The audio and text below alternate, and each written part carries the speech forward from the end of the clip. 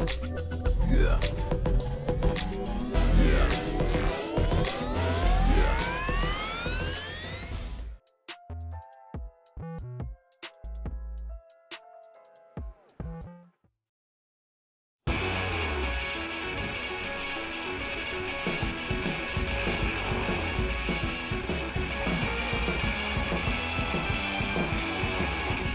Yo, yo, yo, and away we go. My God, we got some drama here tonight. Oh, my goodness. Hello, everybody, and welcome to the Mike the Ref Twitch stream here. AEW Dynamite, what? Sidecast edition tonight.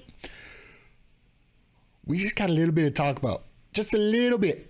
Normally, I don't start this stream till closer to 6, or 6 local time, 8 Eastern, whichever way you want to go. First of all, welcome to everybody in the chat. You got JJ, you got Darth Mick, you got Turnbuckle Talk talking in the chat right now. For anybody that's wondering about all the mysterious subs that just magically appeared, shout out to Cloud. Kudos to him for dropping a 10 bomb on Monday. So a lot of people have gotten subs here. So, but yeah, I think we got a little bit to talk about here. My opinion so far for this week, if you want to talk about just the wrestling, a very decent All Out that got overplugged with matches and ended up being a bit of a disappointment if you're talking about the amount of energy that people had. Tony Khan's got to realize that, you know, as much as you try to force that 15-match, 5-hour spectacle down the fans' throats, it ain't gonna work sometimes. You just gotta look to your audience. You gotta look to your crowd. But I think he's got a few other problems to worry about right now. Just a few. I'm sure that anybody popping in here has seen everything in the tabloids already. You know, suspensions and about the big fight, the big promo that went off the rails 16 ways. Let's just get a Acclaimed Swerve Lee rematch. I believe they're going to do that. They're going to run that back at the Arthur Ashe Stadium show in 2 weeks. A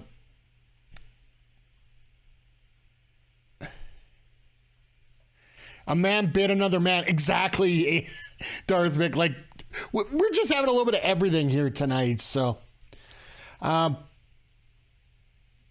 one thing I will say, and I do hope that Tony Khan does deal with this, but like Tony Khan's actually come out on Twitter and said he's going to come out, he's going to deal with this whole situation. He's going to tell you what the status of the heavyweight and the trios titles are going to be on the show tonight. So, and yeah, Carl, I'm with you here. Strip them all, suspend until investigation is over, fire accordingly. Yeah, I got a feeling he's going to strip them all, or else he's going to leave it pending right now. If it ends up only being a 2-week suspension, you're still going to have the Bucks and Omega in charge for, in charge, or not just in charge, the champs going into that Arthur Ashe Stadium. And yeah, Darth Mick, you were right on the ball there. You called the Joker with MJF and Stokely, and you know what? We got to get... I forgot to get it over here. Let's get you some, you know... Get you some points there. A little bit of... Oh, wait. There we go. Get you some cheers for getting that one over. I am absolutely happy with you with that. And, show, good to see you here tonight. Here's the big thing. And here's the big thing I'm thinking of when... I'm talking about what's going on here with the tag titles and the trios titles and everything going backstage and what Tony Khan's got to do to fix this and all this craziness. And I know this might be a bit of a pipe bomb or a little bit of a situation here, but I think everybody needs, whatever you're doing, I don't here, JJ. I don't think he has. He's got to deal with this right off the show, or it's just going to hijack the show. It's sort of like having CM Punk come out for his introduction. And if we end up getting any resubs tonight, you guys will see exactly how much I feel about this situation. If you guys know about my alerts that come up here, so. But I will say this, and I'm going to go a little shooty here on a lot of things here. You can take this one whichever way you want. And I'll get to everybody's comments in just a minute. Now, with everything going on here and the numerous discussions of things being horrible, great, whichever way you want to call it, I don't care if you're the head of a major wrestling promotion, a head of a multi-stream Twitch network, a multi-stream YouTube channel. I've learned this lesson myself. You got to listen to what the people you are working with for, who your employees are. You have to look at what they are doing and what they want. Because if you do not listen to what they want, either A, you're going to get chaos, or B, your local establishment is going to completely fall apart. And you're going to be looking at a company where if you look back and see how many employees you have, you're going to be looking like Will Smith in the final episode of Fresh Prince of Bel-Air. Just completely barren, and where the hell is everybody? And you just sit there and scratch your head and you're like, what are you going to do? Like, to me, this is absolutely paramount. You just need to get things in order if you're Tony Khan here. Or, like I said, I've learned this lesson myself. If you don't listen to what your employees want, what your other people want, you're not going to be successful. You're not going to have anybody. But let me get back up here to your chats here, guys, because I just wanted to get that out tonight. Because I'm just sick and tired of these organizations not listening to their employees. Then all of a sudden, out of the blue, you expect everything to be perfect, and then all of a sudden now you're not going to have anybody. And it's going to ruin everything overall. Let's see here.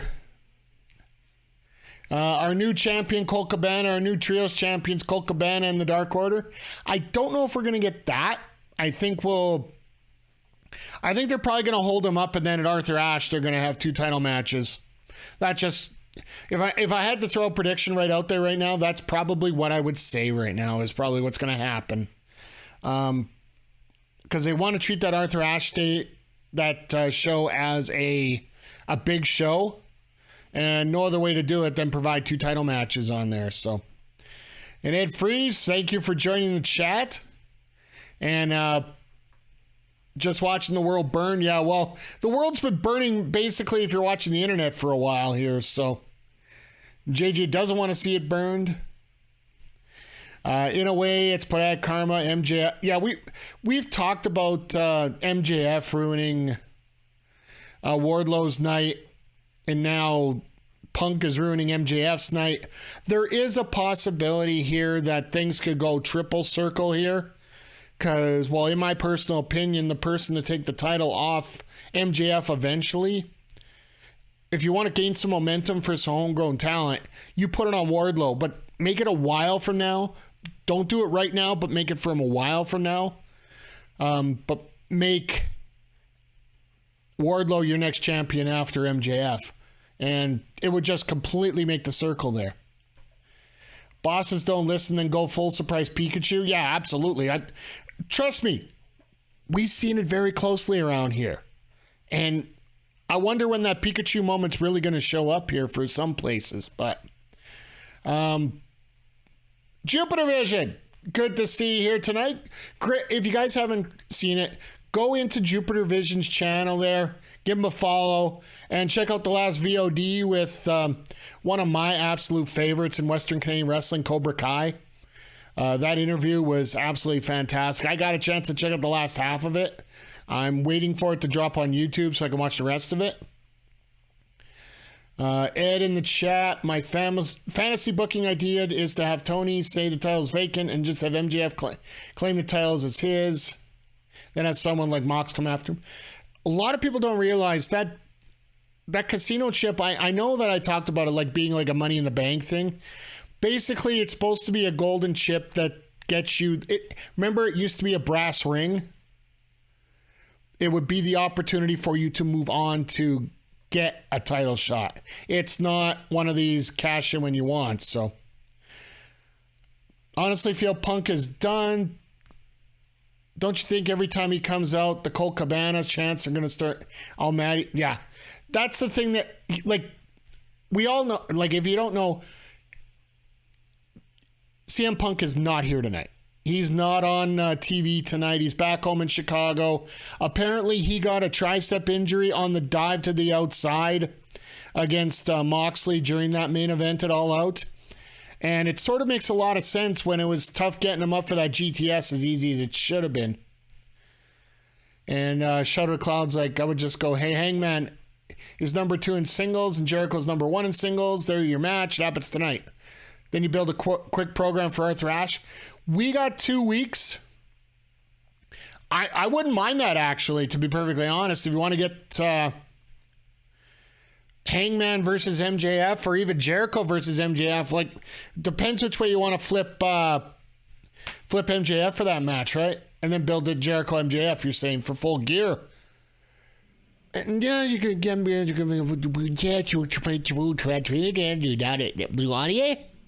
that could work. Give Jericho the Canadian AEW champion in Canada for the first AEW Canada show moment. I don't know that. According to Wiki on it, it's used as a title opportunity at a later date.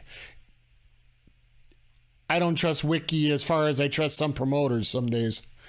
I know it's not a cash-in, but have MJF say since there's no champ is a formality. Yeah, you can do it that way. And I completely agree with you guys on the fact that MJF somehow is getting this championship, whether it's tonight, whether it's 2 weeks from now. I have a strong feeling it's going to be either one. If not, it quite possibly could be at Full Gear, which will be in the second weekend of November. I just don't know if they want to go that long without having a real champ.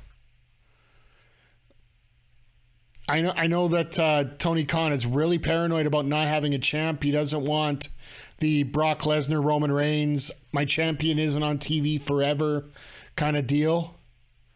That's the main reason why he has these interim titles, is the fact that he just wants a champion on TV. He feels he needs a champion on TV to be successful. So, and DBS Pod throwing it in there perfectly. Just give it to Bryan Danielson. I'd give it to Daniel Bryan, but he'd probably do the same thing as Lesnar. Wouldn't show up. Danielson come back, but, you know. We have an interim trios tournament, an interim champion, and an interim women's champion. Yeah, so many interim champions. So, and Darth Mick, I do have to squash I don't know if it's a best way to squash a rumor or just clear something up here. You're saying here that there is legal charges pending. There's always going to be legal charges in this case here, where essentially based on the stories that you hear, Nick and Matt. But I'm better than you. And you know it. Had to change it up just because of what's happened yesterday. So forgive me if I change it again next stream, but this was a last minute change here. Andre, 23 freaking months. Short of 1 year. But yeah, just like you said, Darth Mick, a bite in the neck, not going to be worth.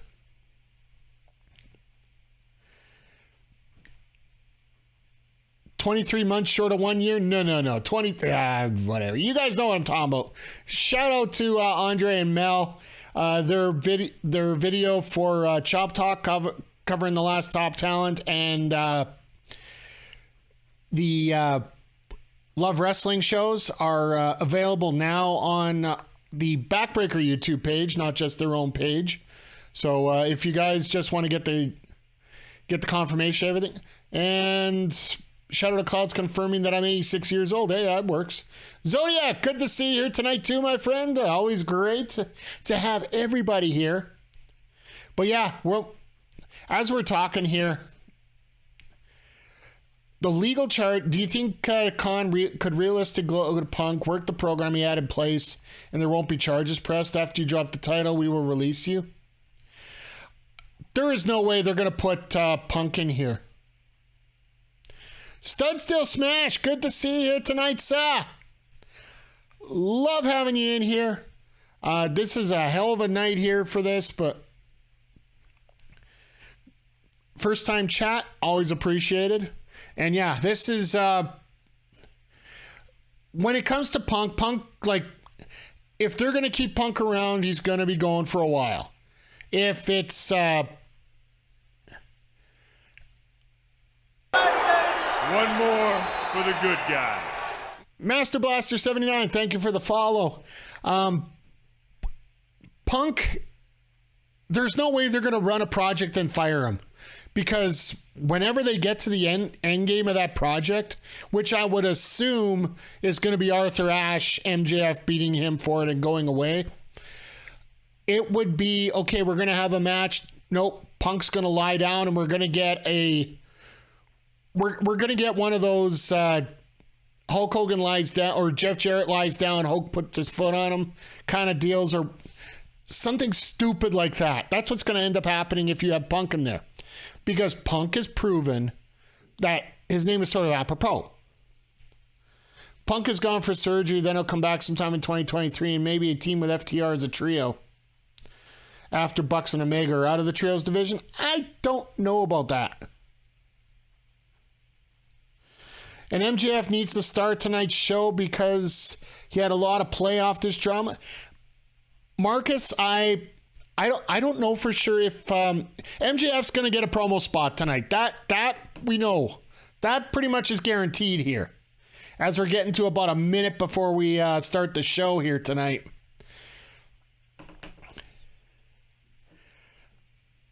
But when it comes to MJF, I'm sure he'll bring a bunch of this stuff up. I know Caster's going to bring it up, just like Jupiter said here. As we get ready here, guys, I'll let you, just so you guys know, I will let you. Okay, Stud Still, you got a hungry. Oh, yeah. 8-week-old baby. Yeah, get him fed. Get him fed. Punk shouldn't go straight up, even if they're willing to. Dude tried push-ups in the ring in the middle of a match with Mox and stopped and held his arm for a few. I love. Thank you very much, Stud Still. I appreciate having you here. And for record, there's the pyro for Dynamite. So if you guys are wondering where we're at here, so. And they're in Buffalo, so I'm assuming they're going to put Yuta and Garcia on the main event here tonight. We also have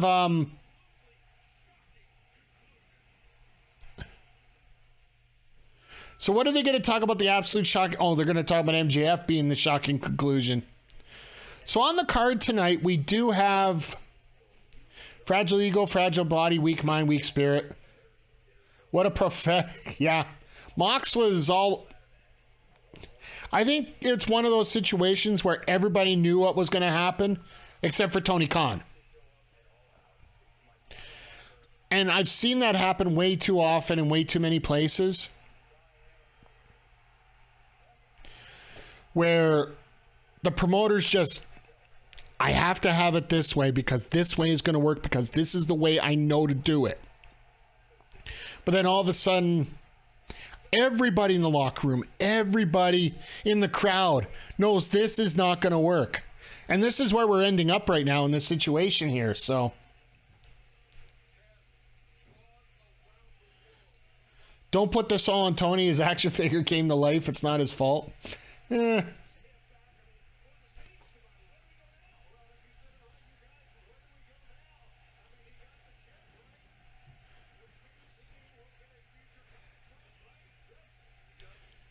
Future title shot, yeah.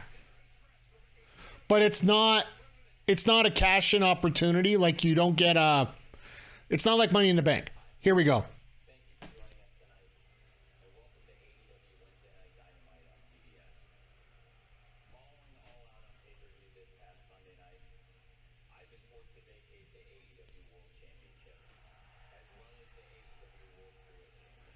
Both of them.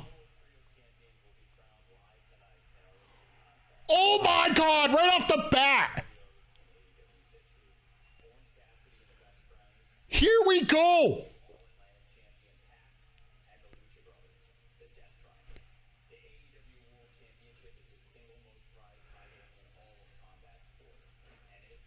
There you go, Grand Slam. Here's your tournament. Guevara all in with Moxley on the other side. Page, Danielson, Jericho on the other side.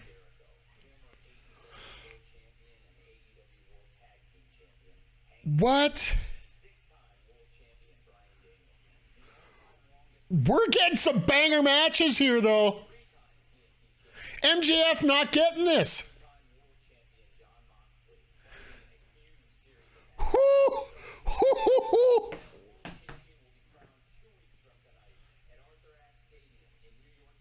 So MJF's going to be full gear, I guess.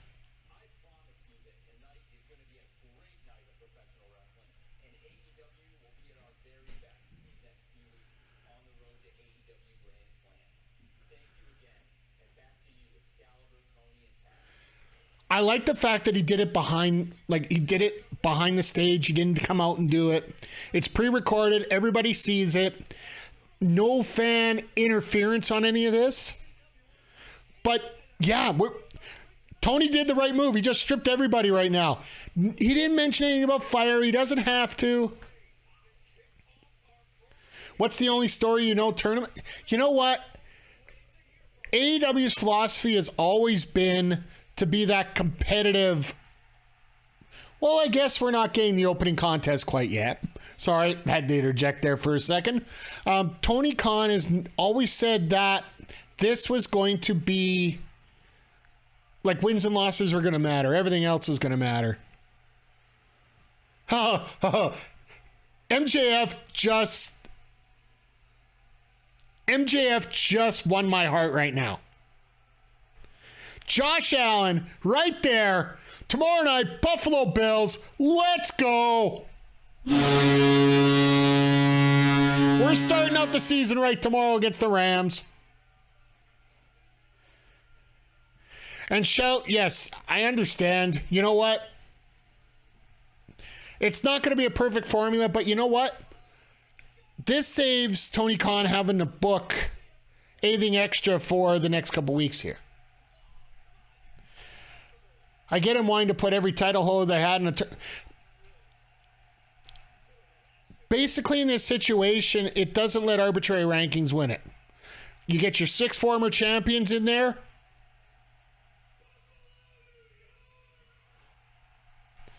MJF acting like Punk in his return.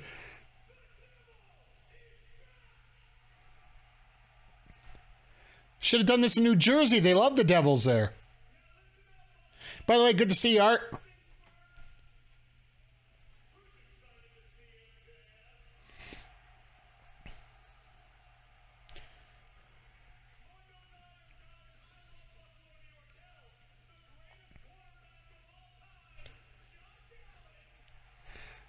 Here we go. Keep coming.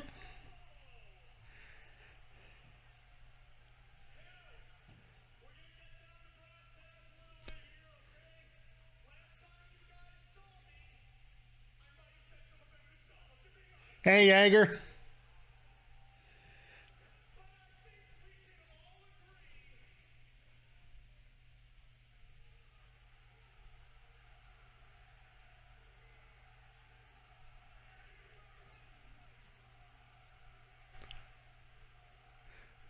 I love the "you are right" chants.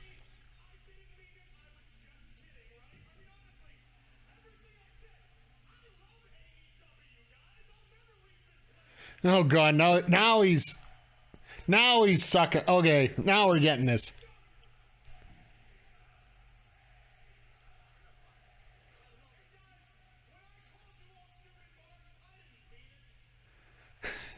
Where's this going? Come on now. All right, MJF's going to work this completely right now. Let's go.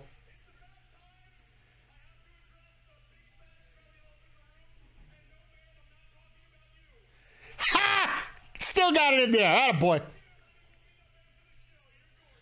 Yeah, he's going to pull the rug out. Well, if he doesn't, he's going to rip on Punk. One or the other.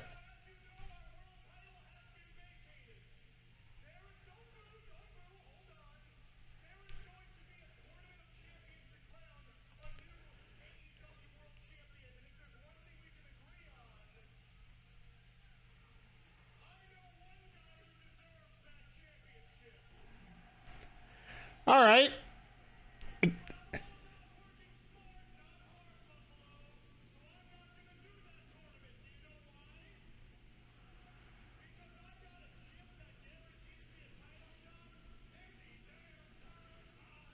Well, there you go.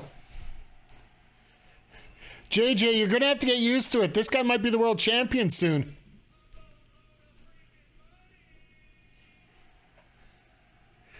Not sure anything that... Yeah. MJF's got that. I can burn an orphanage down and still get away with a credit right now.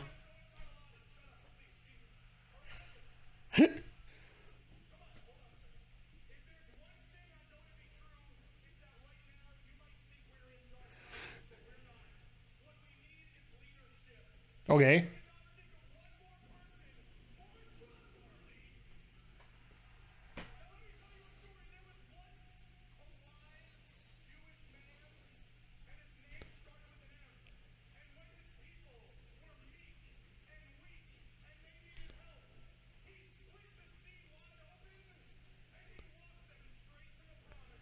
That guy's name was Maxwell, right?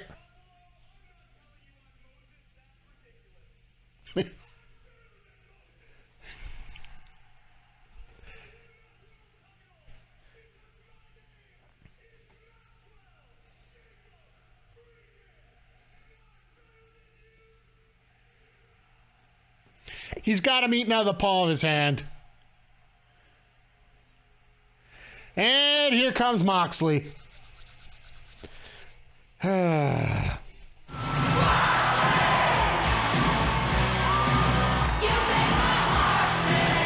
hate this fucking song.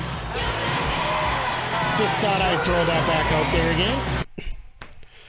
All right, well, let's face it, MJF didn't say anything we already didn't know. It actually does make sense a little bit more now when MJF brings it up that it is a tournament of champions, that you had to be a champion to be in this tournament.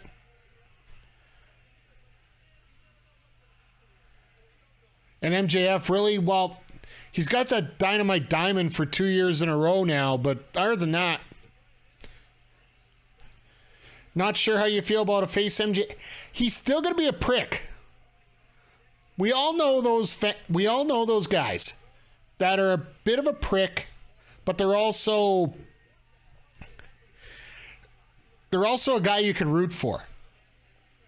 We thought we knew one of those guys in the heavyweight champion. I think that MJF is going to be a little bit more, how do I put this politely? He's going to be more true to form on himself.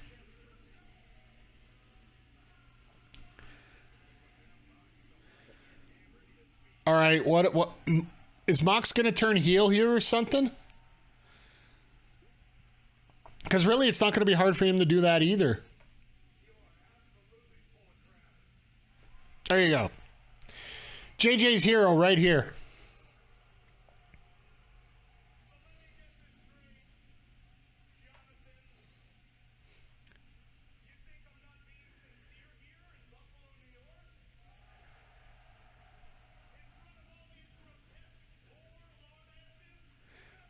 Told you.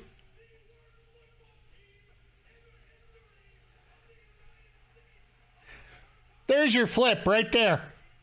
He's going to be a prick.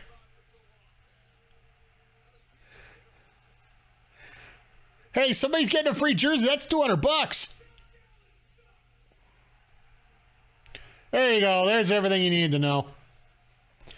I was going to be surprised he would be a Jets fan.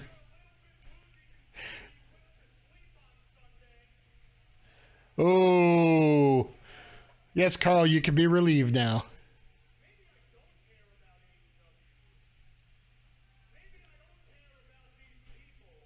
JS, Josh Allen Society. I'm in that group.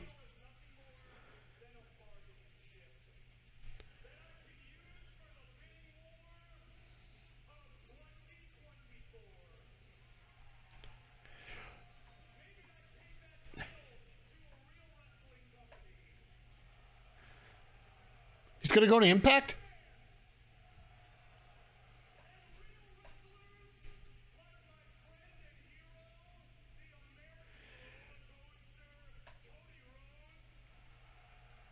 Actually, they're letting him use Cody Rhodes here. I'm impressed.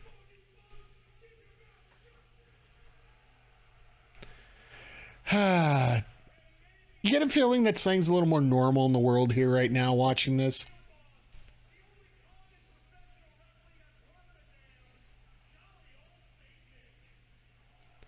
Oh.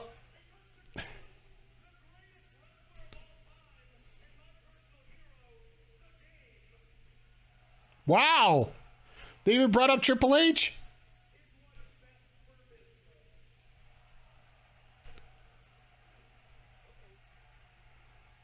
Ha! All right.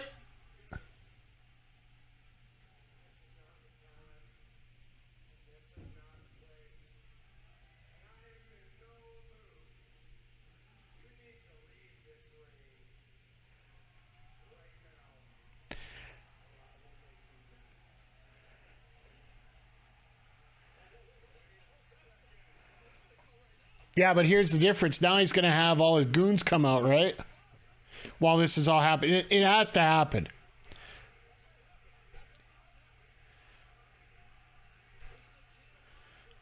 Well, some of the women are getting excited now.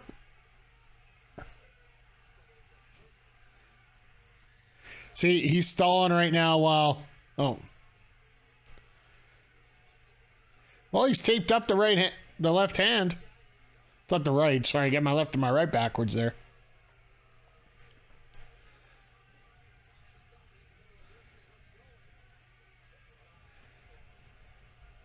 But you forgot your scarf. You forgot your scarf. What the heck?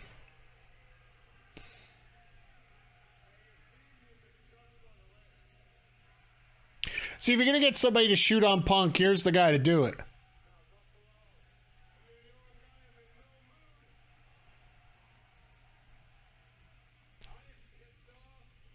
Okay. Yep.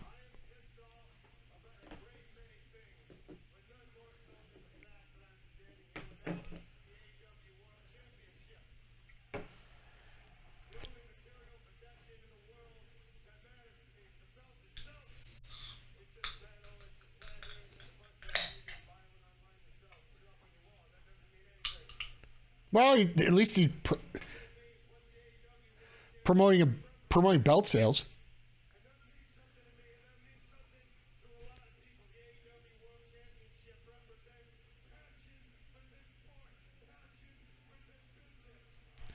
This is the promo we were waiting for. I'll get to your answer here in 1 second, Jagger.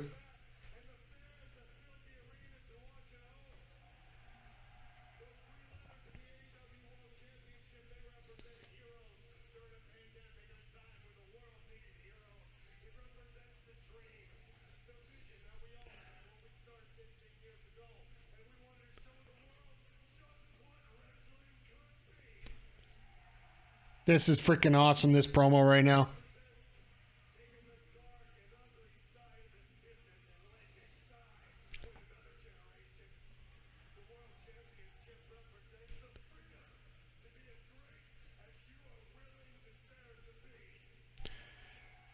And now he's going to...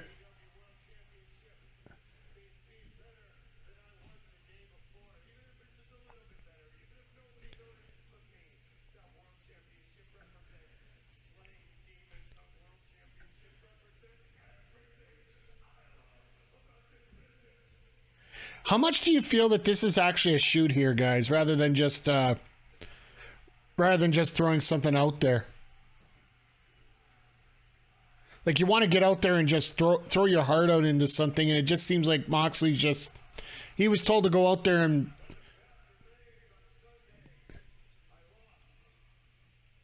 Uh-oh.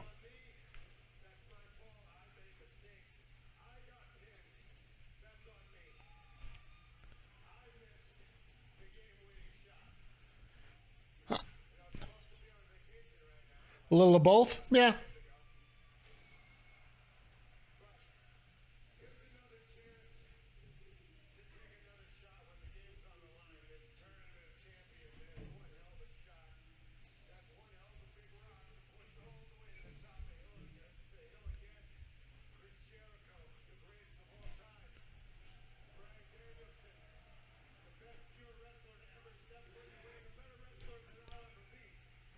I love the bracket, by the way. I know you guys might shit on the fact that it's a tournament, but I love the bracket the way it's set up.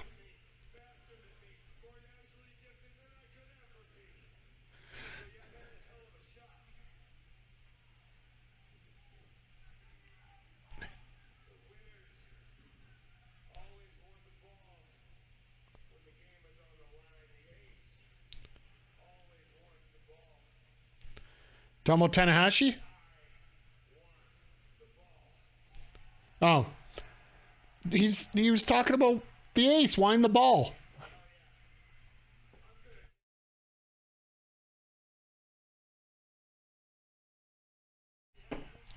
You could tell this was going to be Punk's promo spot right here, right?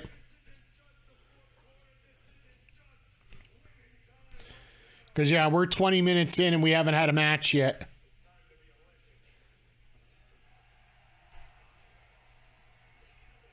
All right, cool. The Stokely and crew just a one-time thing or a new faction? I got a feeling it was one of those where Stokely was hired to pick up some goons and get that contract. There's very well a point where that might not be Stokely's faction now. He might have just been hired. He might have been hiring guys to do this job.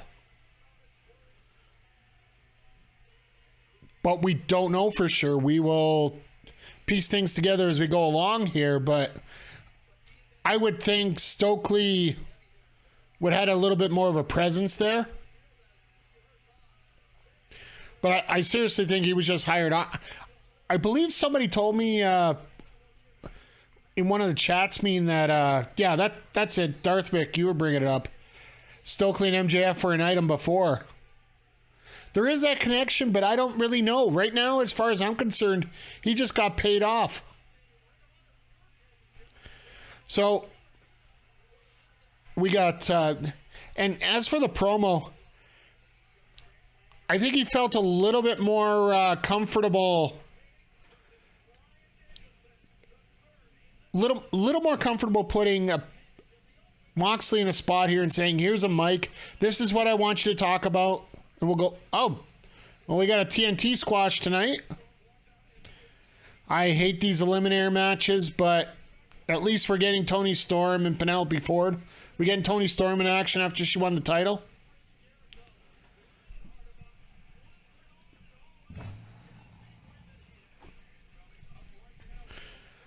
All right, well, we're going to get this prediction up. I'll get it up right away here, guys, but... I do actually like the fact that they were talking about picking up the ball and making a challenging shot. I guess I'll get the prediction up as we're talking. Coming up, where is it here? Poll prediction. There we go. Just got to set this up.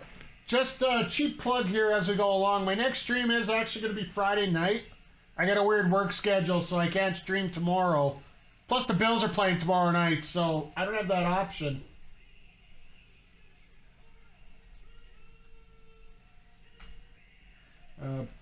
Best friends.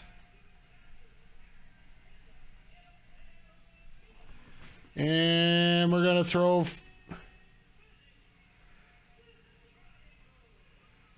Just to be safe, I'm going to put 5 minutes on this. So, yeah, the predictions are in, guys. Go at it.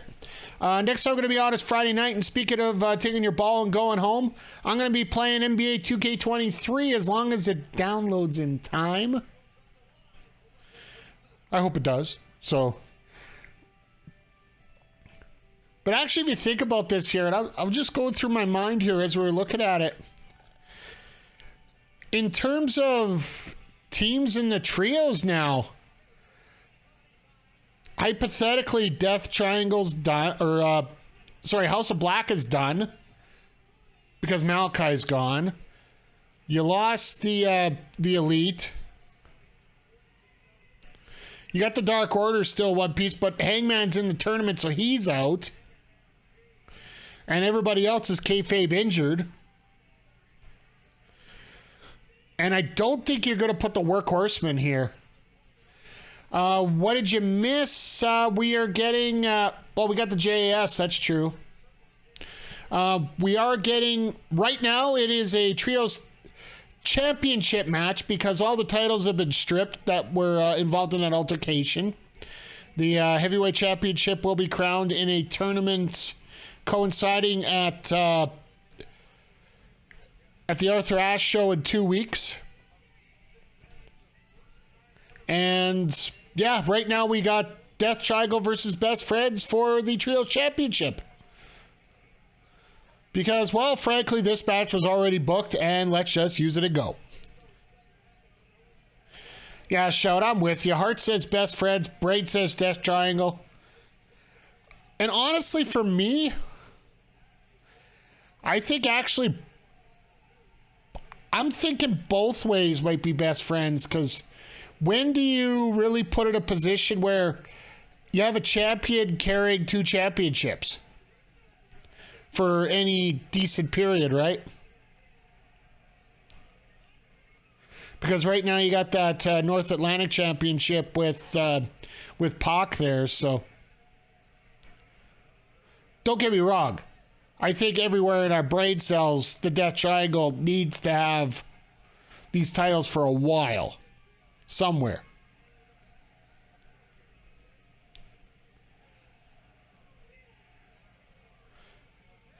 All right, Pocket's coming. Here we go.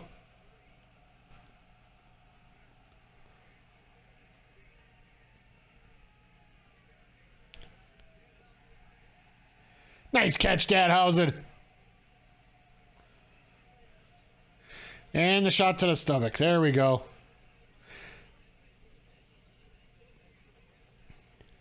Oh, that's a nice reversal. I really want Best Friends to get their day at AEW, but that triangle is so similar, at least stylistically, they get almost fine to replace future stories with them.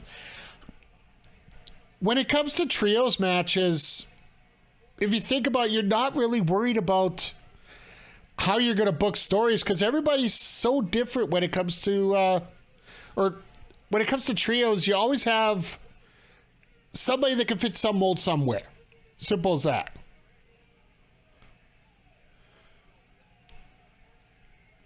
So yeah, if you're going A versus B, I definitely think that you could go with Death Triangle just looking the same as. The only other way I would say Death Triangle would be the best one with that would be what, well, if you look at it, Penta and Phoenix deserve gold at any spot, right? As we hit our first picture-in-picture spot here.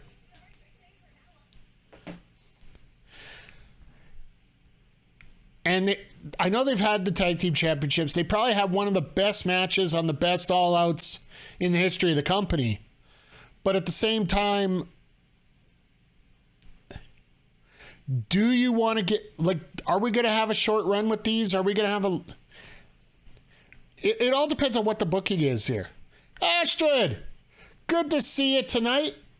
If you're just popping in, we are in the middle of the Trios Championship match. The titles have been stripped by Tony Khan, both the Heavyweight and the Trios Championship. There is a History of Champions tournament to determine the Heavyweight Champion that will conclude at the Arthur Ashe show. Tonight we're getting Hangman Adam Page versus Bryan Danielson for the... essentially, I would say that would be the 3 spot. It's a 6-person tournament. The winner of that match will face Chris Jericho next week on Dynamite. And on Friday, they're going to have Sammy Guevara and dying Darby Allin for another shot, and the winner of that gets Moxley next Wednesday in the semis. So that gets you up to speed on that, and they just decided that this match is going to be for the Trios Championship that we're on right now. So wonder if they'll bring in Ospreay and Aussie Open full time for the next few months. Ospreay has openly said that his time in AEW is done now, for at least the time being. I think more than likely they're going to be setting up Kenny to go to Japan for Wrestle Kingdom so they can have that singles match. Guys, I know they've been talking about that quite a bit. Especially with what's happened now, it might be best give Kenny some more time off, or let's just face it, he came back early. Give him time to recover, and also, let the whole thing play down a bit. Go over to Japan, get that match in with Ospreay. The Japanese fans, well, don't get me wrong, they're very loyal and they're very astute about everything, but they really don't care what happened at AEW, a lot of them. So just let him run there. He can come back after. Yeah, Astrid, I'm with you on that about the Dark Order, but if you play story mode right now, you have Preston Vance that's out, you got Evil Uno who's out, and you also have Hangman Adam Page, who is part of the singles tournament that's going on tonight. So unless they're going to bring in -1 for the match, there are no more members of the Dark Order available, because I don't know if they're going to bring in Colt Cabana on this card. Just saying for tonight. It is true. It is terrible timing for that, but could you imagine if Colt Cabana came out for a match tonight with CM Punk after what happened there? It would be a love fest, but I think it would hijack the show a little bit more than it really should.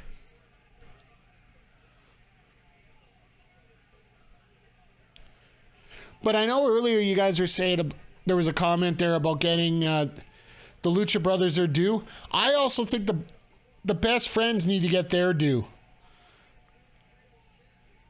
Like that parking lot brawl that they had with Santana and Ortiz,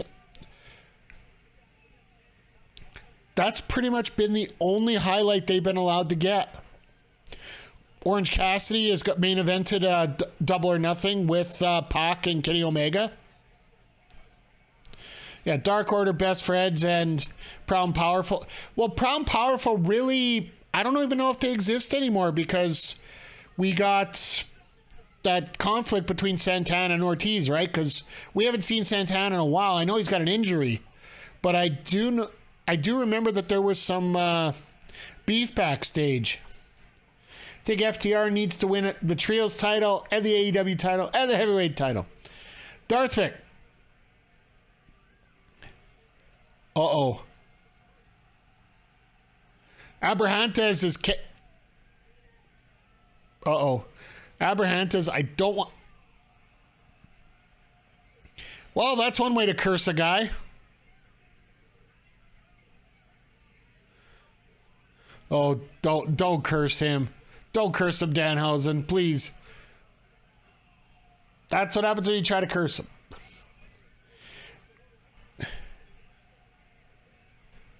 It's a missed opportunity for Proud and Powerful, yeah. But like the Dark Order, they should have given it to them when they were popular.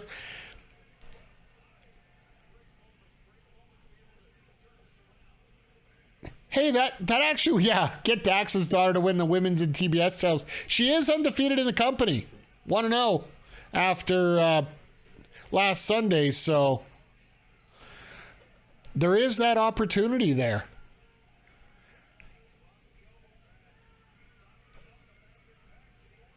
But it's nice that we're going to get 2 championship matches tonight, right after the pay-per-view, right? Because we're also going to get the TNT Championship tonight, which I'm glad they're giving Wardlow a singles match at this point. Actually, sorry, we're getting 3 championship matches. I almost forgot about the ROH Pure. Like, our main event is going to be the ROH Pure Championship. And they just announced that Tony Storm and Penelope Ford are going to be next. So another different spot for the women's match. So they are mixing it around a bit. They need to beat WWE. Nicholas held the tag title. They need someone younger to hold it down. Nice. It's crazy to think that this night, plus we have an interim AEW champ, plus the interim AEW women's champ, and all I can say to this, Astrid, and to everybody in chat here, if you think this is crazy, oh my God. Called it. I called it. I called it. I called it. I called it. I called it. I called it. They're doing the rematch. Swerve It, Glory, and the Acclaimed at Grand Slam. Book it. That is where the Acclaim win their championships. 22,000 people.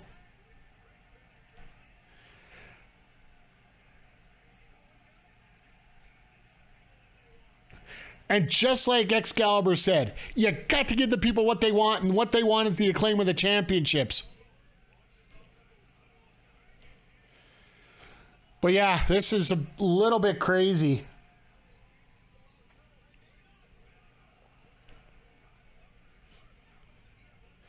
What I was saying, in the world of boxing, if you tried to keep track of... you just need Max Caster tonight. We're not going to get Max tonight. I don't think. There's enough going on that I don't think we're going to get a Max Caster unless we get a backstage promo with him. All right, we're in that position where everybody's getting their finishers in.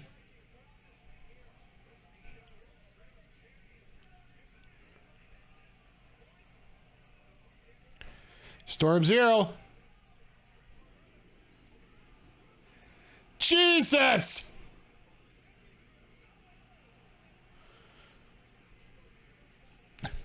It would have been sort of ironic that a double super kick would have won the Death Triangle, the tag titles, right?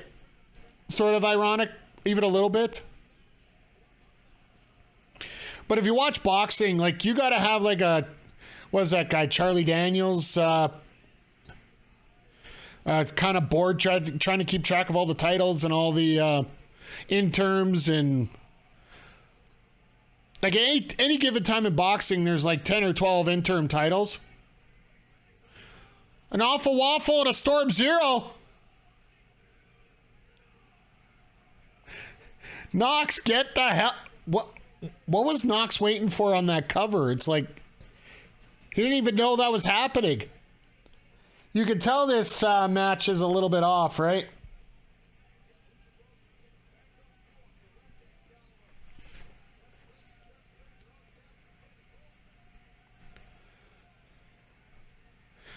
All right, now we're getting the reset here. Oh, jeez, okay. Trio Canadian Destroyers. Oh, Chucky. Chuck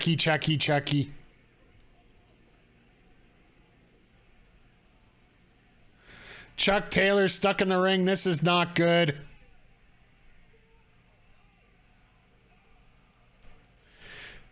Chuck Taylor's usually the guy that eats the pin on all these matches, so. Whoa, never mind.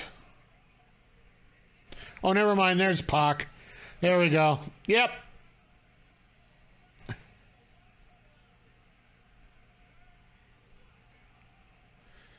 There you go. You know what? You know these guys are going to treat these championships with the respect they deserve, right?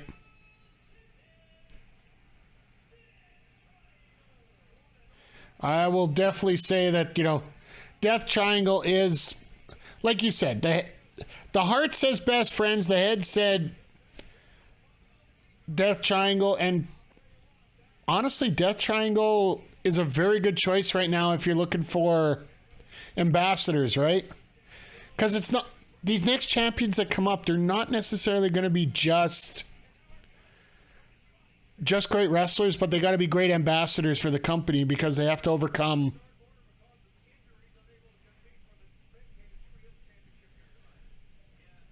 There you go. Just answered it right there.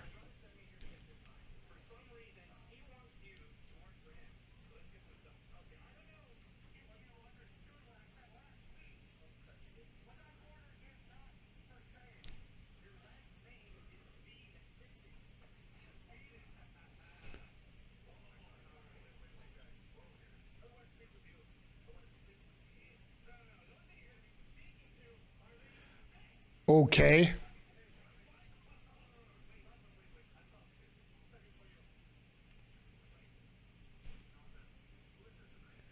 he gave him a crutch.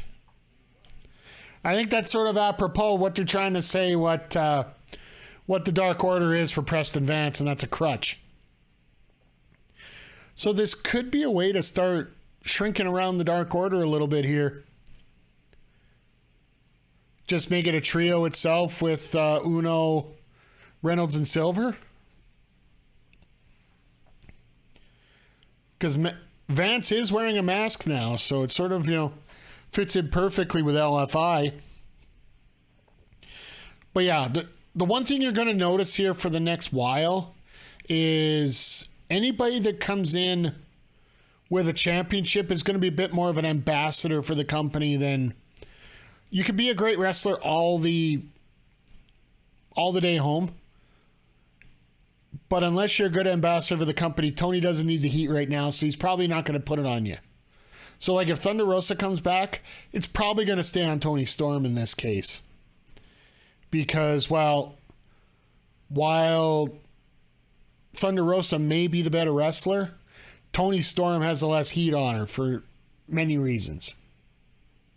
Like, when the worst thing that you have on your record right now is an OnlyFans, I'm sorry, there's not much wrong here in 2022. So, and Astrid in the chat, Dark Order deserve better? Yes, they do. Absolutely. Like, they've always been that plucky underdog team ever since Brody Lee passed on, and everybody wants them to do better. I see them getting a title run with this Trios Championship eventually. But I think once they got to get past this... sorry about that. Getting past this LFI feud here.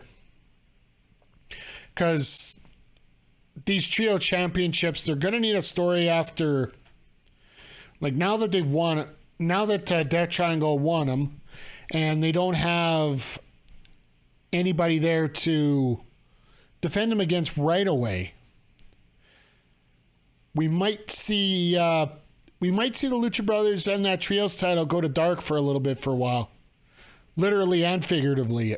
I don't want to see it, but very well could. So one thing about having 15 billion titles in your company, if you don't want to showcase a certain division right now because of certain things that happened or whatnot, you can go put them on dark for a little while, and then you can bring them back later on when it seems a little more appropriate here. At least that's my opinion. What do you guys think? Who do you think would be the first plausible set of opponents for Death Triangle here right now? I know we're just throwing it out of the block here, but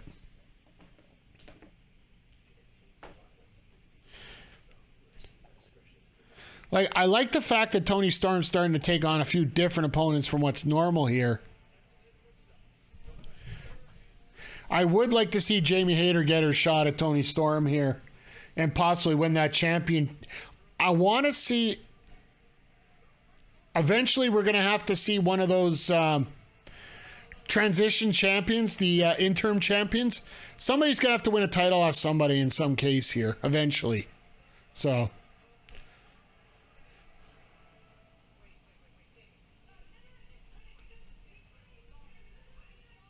Just going to set up for our next match here.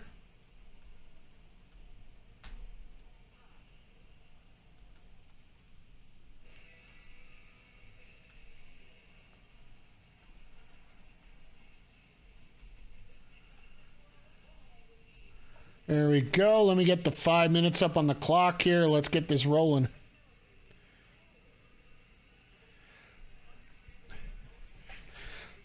And Kip's back, so that's actually an extra little bonus here. So, like, it got real unlucky for both of these. Yeah, Darth Mick, Britt and Hayter don't need the title to have a story. I get that. I would almost like to see Britt and Hayter get their story out of it, get through that, get them to split and move on, and get Hayter into a title predicament here, because I think that's the one person that's going to inject some stuff into this rivalry, into this feud, into this division for the most part. Because right now, who do you got? You got Ty Conti. Maybe you get in there, Ty Mello, whichever way you want to pull it. Because I'm just thinking, who else do you really have in this situation that you want to... Oh, Tony's going with the pants tonight. Nice little change. Good to mix it up here once in a while.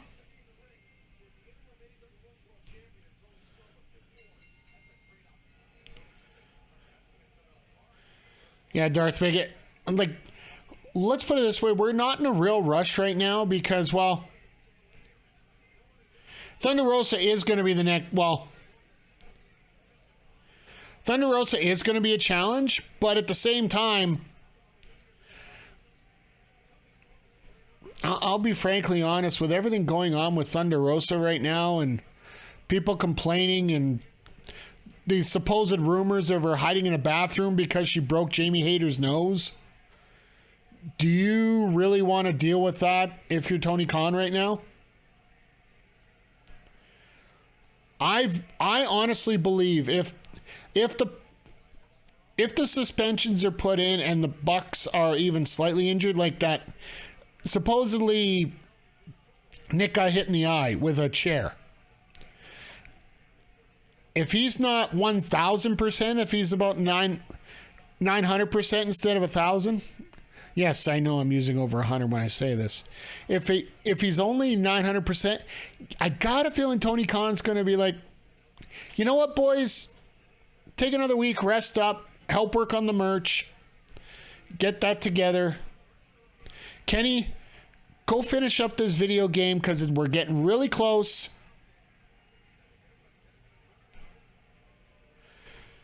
And realistically, we are close to getting Fight Forever put out here. So it'll be interesting here when we go forward. If they show an advertisement for Fight Forever tonight. If they don't, that also could be very telling as well. Because, well, Punk's on the cover. And if they don't want to show Punk at all, and the possibility of Punk not being around, I could see Tony Khan saying, you know what, we'll put back the delay, make sure you get Punk out of the game.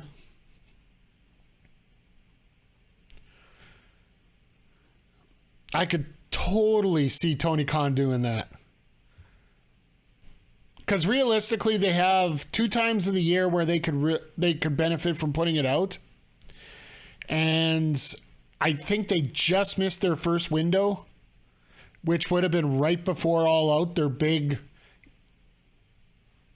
game point here. Their All Out's supposed to be like their Slammiversary, their WrestleMania, whichever you want to call it. The other one is actually in May with Double or Nothing. So I think the possibility of the game coming out next May, just prior to Double or Nothing, very well could be.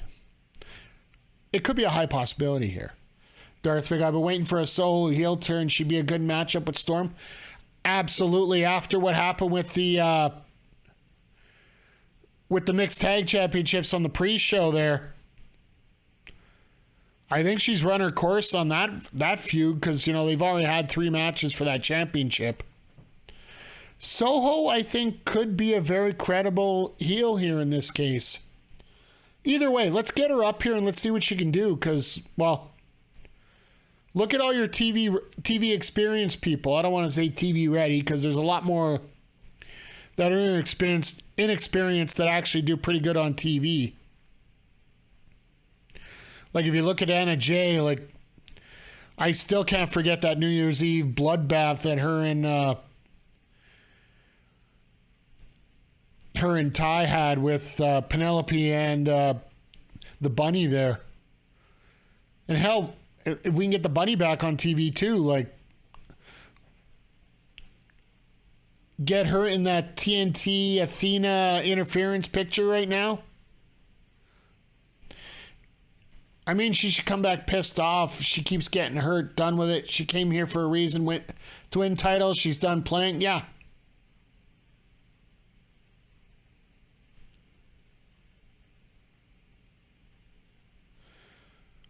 Here's the other part.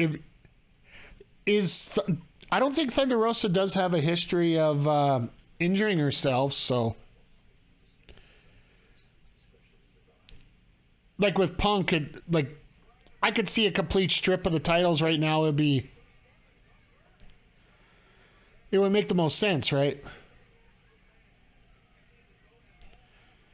And that's the thing. You don't need to over-explain stuff like this, right? And I think that's where Tony Khan's been trying to go for a while now. Just get to the point where, yeah. She had that minor injury. Yeah, when the JAS slammed her arm into the door, yeah. And she got jacked up on Sundays, so. I would love to see Soho in that position. Because I'm wondering, did Tony and Ruby... Well, I guess that they wouldn't have intersected because Tony came up a lot later, or came in a lot later for that matter.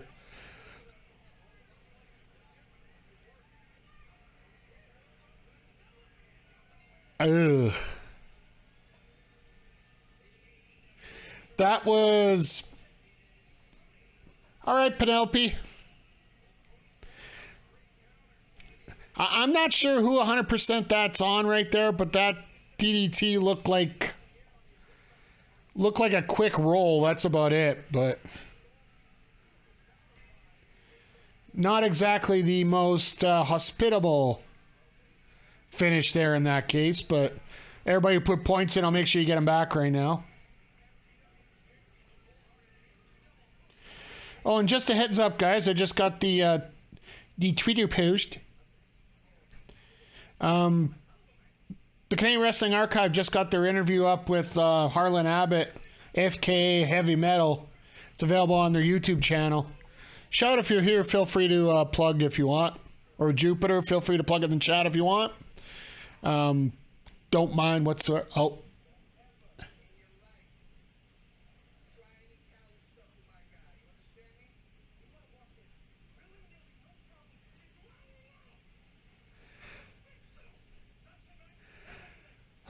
Mike Menard, I swear to God, I love those eyes. Everywhere he goes, those eyes are just...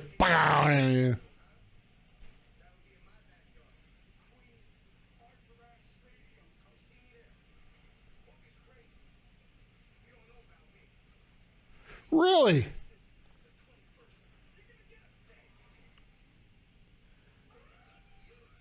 Oh, here we go. Somebody find Jupiter. Somebody find Jupiter. He needs to hear this. Let's go.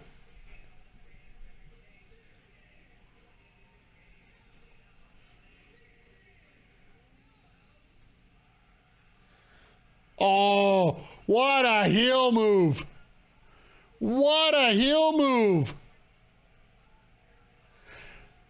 Swerve blocking the rap that everybody wants to hear tonight.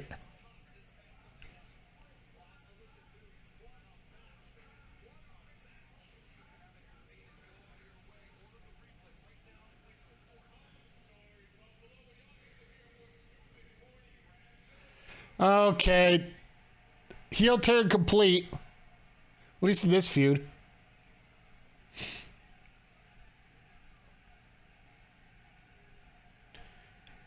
Just because you're a successful rapper yourself doesn't mean you have to stop any other ones.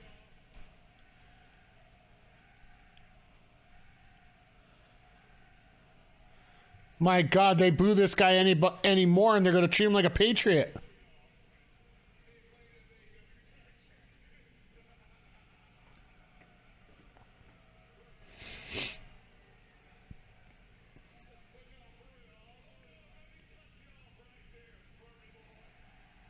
Nice. Billy getting into it. I love this.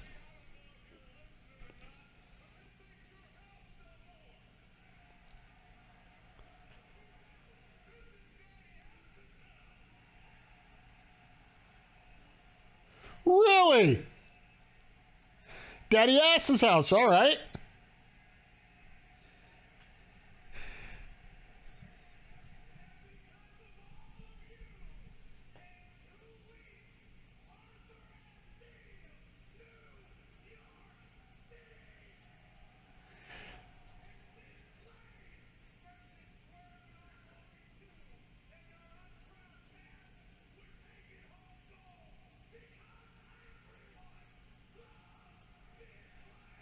Here we go.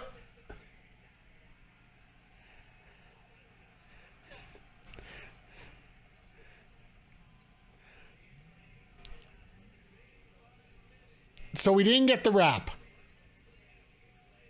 But we did get the promo that we need to get this match over. It didn't take long to identify who's what.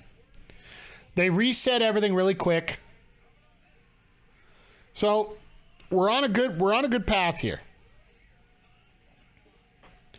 And damn, if they don't give the Acclaim the titles there, New York might actually riot. Might physically riot here at this point. So I love to see it. I love to see what's going on here, but if they don't, they're going to have a title change there and a title crowning. I can't see them not giving the championships to the Acclaimed here. I know during our AEW pre-show with our esteemed panel, Astrid, Chris Parrish, and Jupiter. Lunch is over, got to prep to go back. Yeah, all right, Jupe. You take care. You got that? Appreciate the idol, sir. And JJ, give us what we want. Glad the rematch didn't take for... There was so much about that pay-per-view that was forgettable. Like, that's a big thing about All Out. There were 15 matches on a 5-hour card. And if you take out all the stuff after the show, which Tony Khan came in and just said, nope, we're not dealing with this. We're just vacating. I will let you guys know about everything else later. If you actually talk about the show, you talk about the opener with MJF getting the casino chip. You talk about the middle match with the tag titles. And you talk about the main event where Punk won it and then MJF came out. Those are the only three things out of a 15-match card that you're talking about here on your biggest show of the year. Now, with the fact that it's being talked about that much, you know they got to hop on that. Because, well, have you heard anything about CLB and Jungle Boy here after what happened there at the show? Not a word. You got Wardlow, basically, the whole Wardlow Jay Lethal thing is passed on, it looks like. Samoa Joe's cleaned that up as well. And FTR, well, everybody just complained that FTR doesn't get enough good quality matches. I got a hunch that Tony Khan has got something big to announce here pretty quick. And he might even do it at Arthur Ashe show. And when I mean something big, I mean something in reference to what ROH is up to. Because you want to get the biggest crowd possible for that.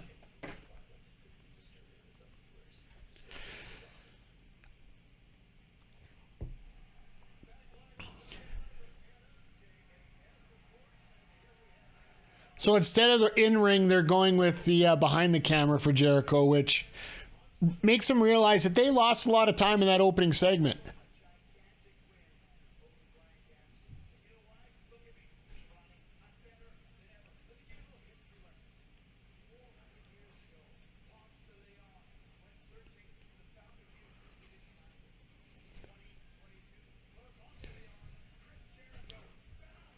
Nice.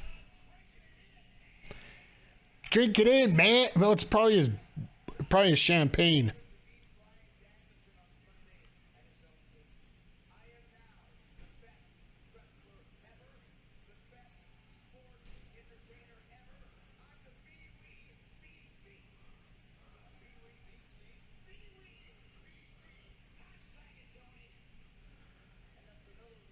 BWBC? No. More like be we knee.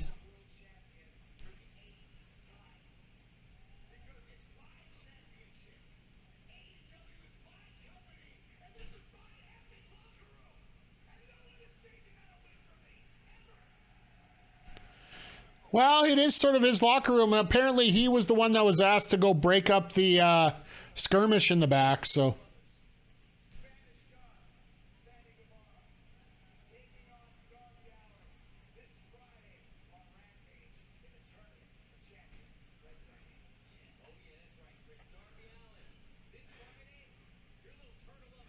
Did he just spoil Danielson versus Page? He might have. I didn't hear it, but it wouldn't surprise me.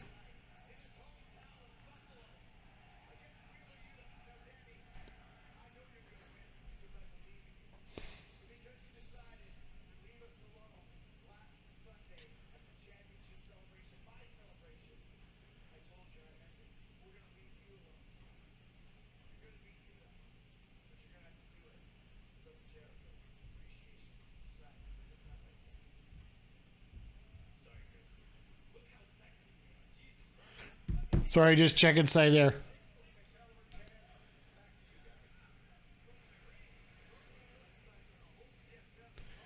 It's like there's so many division. Like this is like the Dark Order of 2023 here.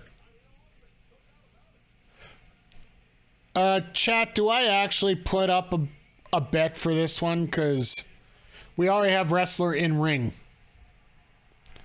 Do you guys want a point challenge? Is anybody... If anybody in the chat thinks that Tony Nese is going to win this match, let me know and I'll put a challenge up.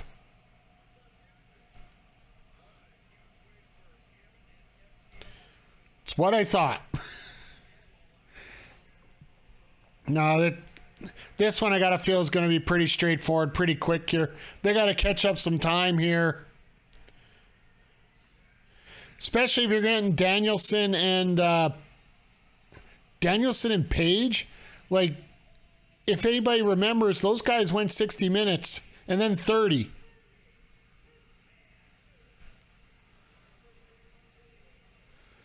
Like, and the Pure Championship match can't go more than 20. We know that. That's the rules.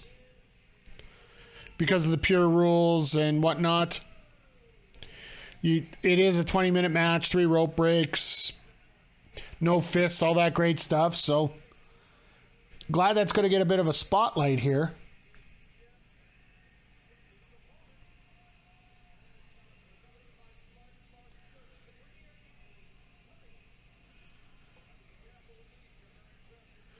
Sorry, my Twitter just blew up for 1 second here. Shout out to Remember the Game for the retweet and the quote and whatnot. With the Remember the Game seal of approval, I'm humbled. I truly am. Oh, I could do a Powerbomb Symphony question, that's true, but yeah, by the time I throw it up now, it's going to be too late. Are you really doing the flabby tit spot with Wardlow? Are you really that dumb? Sorry, I hate to use, the flabby boob spot. There, now you could do it because the tights are down. The straps are down. Yeah, here we go. I got to fill in they're late for time, so they're probably just going to do one. Oh, my God.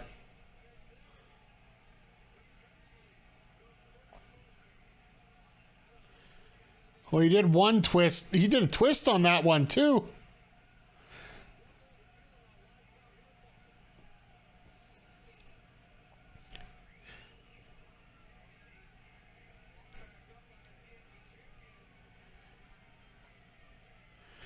And 2.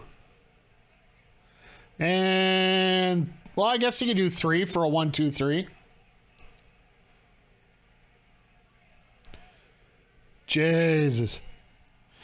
Yeah, JJ, that's a very good thought. And I'm gonna keep that for next time here. Next time we have one of these matches, we'll do a spot question.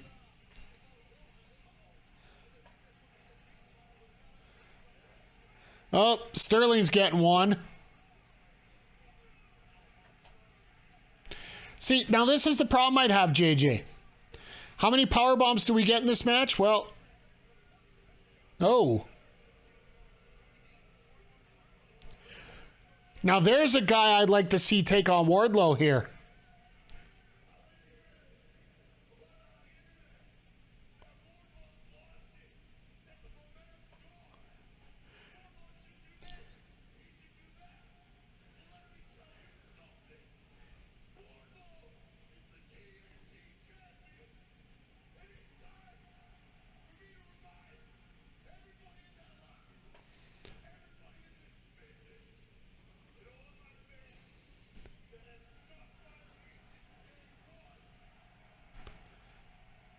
I like this.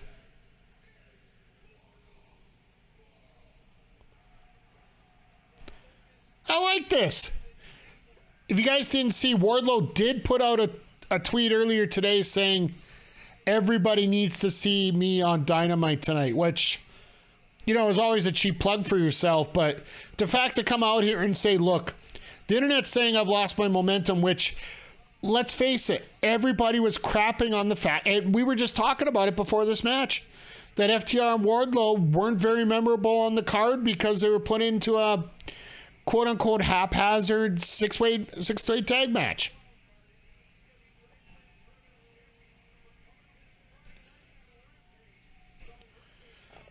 Exactly, Darth Mick.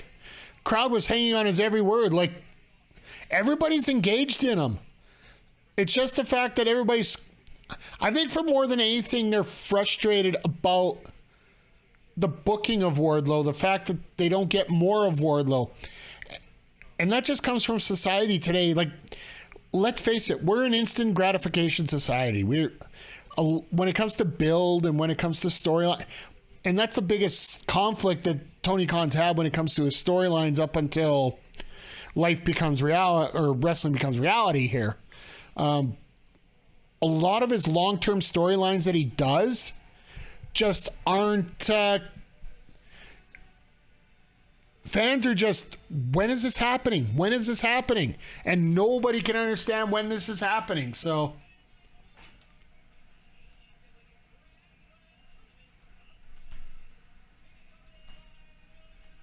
all right, let me get this up here.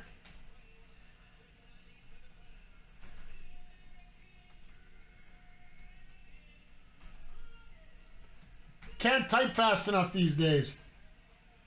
And because we got 2 matches left on the card, and because this is an important one, I'll throw 10 minutes on the clock for you guys. If the match ends in the first 10 minutes, I can stop it immediately. So I actually learned I'm able to do that now. So, but get your predictions in. Because let's face it, this is going to be a hell of a match. And I think the other reason why they set up the... And we were talking about this, like, why don't you have MJF? Why don't you have other people in this? Why? Let's think about this another way here. And this also makes a lot of sense for me. You have Paige and Danielson, who had an absolutely epic rivalry earlier this year when Paige had that, last year when Paige had that championship. When he won it off Omega, Danielson, I believe, was opponent number 1 or 2. They have the experience of having these big money matches out there. You have Sammy and Darby, who absolutely have a history of working each other a ton. Whether it's in AEW, whether it's the Indies, one way or the other, they've done a lot of work together. When you have 2 days to put on an epic match like this together, wouldn't you want to put 2 people that know each other very well? And if these 2 know each other the way they seem to, in the way they act in the ring, and the quality matches that both of these 4 competitors put on against each other, it's a lot easier to do that and then book it after that, right? You can book you got a week to book up your semifinals. Because if I do remember, Dynamite is running... Oh, here we go. All right, well, they still got the ad with the cover that way, so... You could call the man with the mask a little buttercup. Yeah, him and Excalibur have been fighting with each other for a while now, so... Yeah, and there's Fight Forever, so... We know nothing's official yet. Let's put it that way. And there is very well a possibility that the ads are done. I still don't believe we're going to see Fight Forever now. It's either going to be the next month or I'm thinking May. I'm thinking more likely May. Let's put it this way. Once it comes out, we're definitely getting it on our channel. If it's online compatible, we're definitely getting ourselves a group of people playing this game. Seriously, a lot of... I can't wait. I didn't get much experience with the old school WWF games. So I'm looking forward to seeing how this will play. So everybody's going to have an advantage on me. What can I say?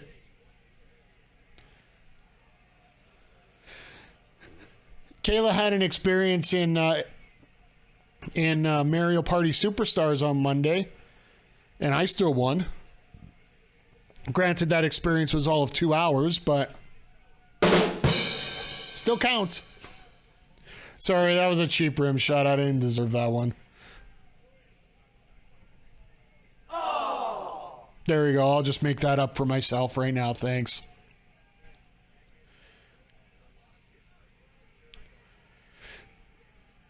But as you can see here, this match really close, really tight. And here's the other thing. You can actually believe, but both of these people are going to... You can believe both these people are going to be decent champions if they got the championship. Like, let's face it, Adam had probably one of the weakest championship runs, and just because the quality of the opponent that he had just in parts didn't really seem to be there.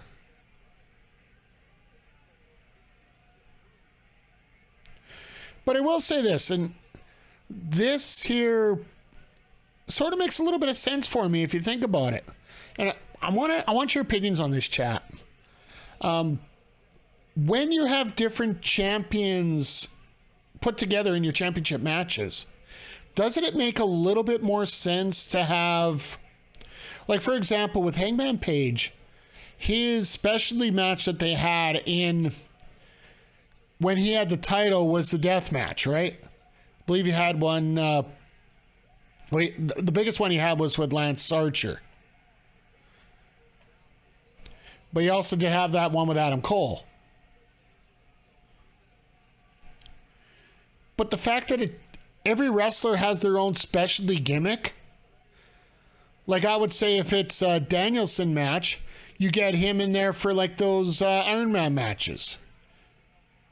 You set him up that, you really want to beat him in a final match and take his championship. You got to beat him at his game. And his game is a 30-minute Iron Man match, for example. If you want to beat Adam Page at his game, you got to beat him at a Texas Death Match.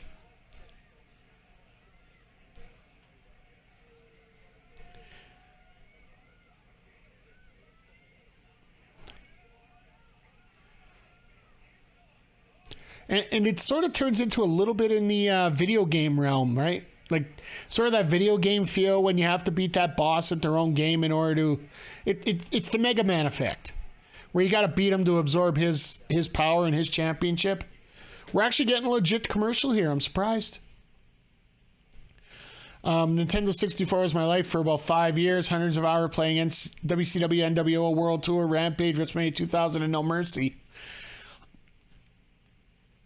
I wasn't around video games at the time where I really wasn't around much of anything during the Attitude Era, which really put me at a handicap for a lot of these things because, well, frankly, I don't bring it up a whole lot, but there was a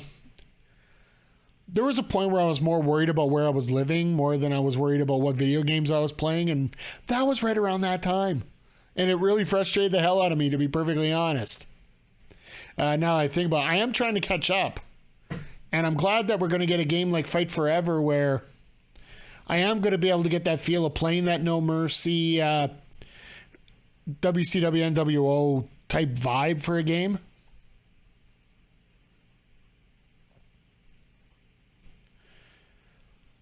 Because I do have 2K22 available to play. I just haven't felt the real drive to get into it right now. I picked it up on sale. That's the best way to do it. But now, like, basically when it comes down to time, like, this week I'm a little tied up for work. Like, after today, I work 6 days straight. Got my regular 2 days off, work 3 more.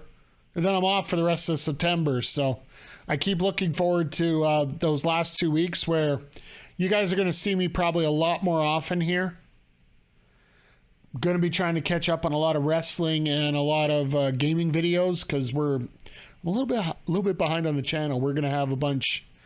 I got a bunch planned through the weekend here. I'm going to be doing a little bit of editing coming up over the next week here on our. I'll just get the plugs in right now. Come on, stream bit. There we go. I love the idea of someone setting up a card as a GM of a promotion, then each of us having to create a wrestler and have the person just say we're doing matches this day, show up. If there was some way, like, we're going to have to see what kind of, we're going to have to see what kind of setup we can get with Fight Forever. If there is from what they've said right now, create a wrestler may not be an option here for community downloads. It might just be local. That's what they were mentioning in Gamescom, but of course the language barrier. The developers that were doing the interview for Fight Forever during Gamescom were actually, I believe, German-based, or like they were at the German conference, as well as dealing with some of the Asian developers as well.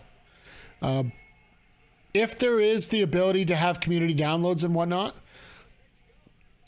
if there was some way we could hook up online and set that up, like I could just be on the side calling matches while you guys are playing, I am so down with that. It is crazy. So I sit here and I book the card and I'll call the matches for you guys. If you guys could download them and we set them up that way, I would absolutely love to do something like that. Even if I could find that for 2K22, we might have to do a little bit of action like that. Darthwig, you got a hell of an idea there. If we get that going, I'm definitely going to be contacting you to set up something special here. So, but yeah, the YouTube channel. I'm actually digging back into the archives here from last January. I played a 3-game series in NHL 22 against Chris Parrish, and those games are going to be coming up Friday, Saturday, Sunday on our gaming channel. So if you haven't subscribed already to it, please do. Today we released a playing of Fusion Frenzy, the old Xbox game, and tomorrow goes out a TMNT Shredder's Revenge with Quest for Jewels and his son Level Up Leon. So it's going to be a nice father-son moment there watching them do that. So it's been your dream since WWF No Mercy. Yeah. Like I said, if there's some way I can hook it up, I am all over that without a doubt. We're going to have to wait to see what happens when the game comes out, though, so.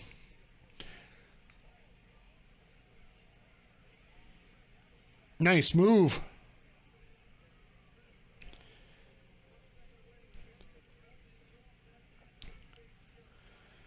Then on the wrestling channel, we just released Chop Talk here, like I mentioned earlier. Melball and Andre talking about local wrestling promotions, as well as that amazing Seth Rollins Riddle promo that didn't get everybody fired and in a fight in the back.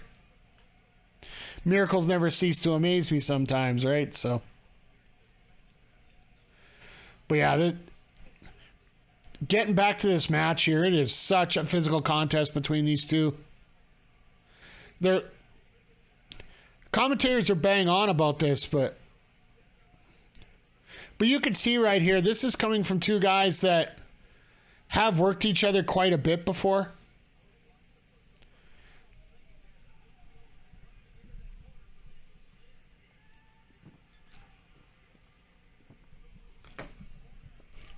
Sorry, I had to get a little Pepsi shot in there, clean my throat up a little bit. Oh, wow, nice reversal on a reversal. Then that kick to the head, like. Now, is Paige another one of the EVPs? Oh, yeah, here we go.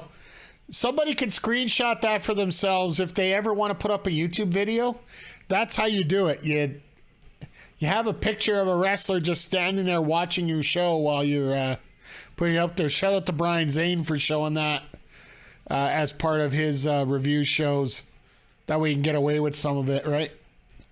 Don't think Paige is an EVP. I don't think so either, but...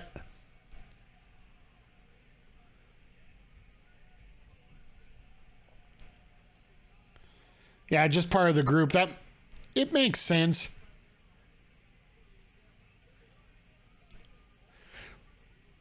Like, I know appearances could be deceiving. Sorry, I was like, okay, did he slip or did he get caught there? He got caught. Appearances can be deceiving as always, but for some reason I thought maybe, but nah, it makes a lot of sense there. So technically, we still got another 15 minutes we can go with this match. Nice!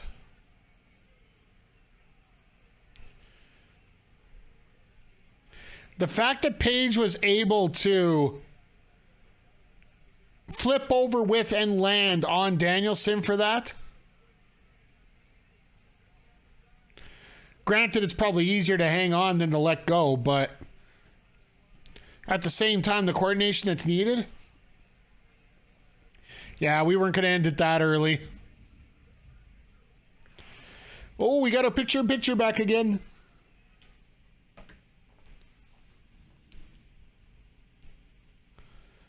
So, I got to throw this out here right now for you, chat.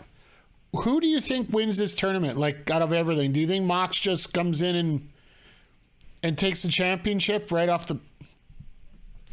just to set up that promo that we had at the beginning of the night where you got MJF and Moxley there? Does Jericho get, and then we have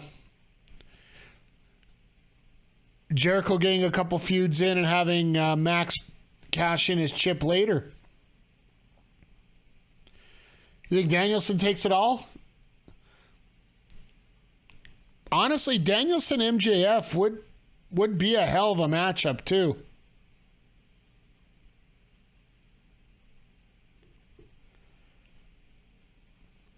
That would be a very...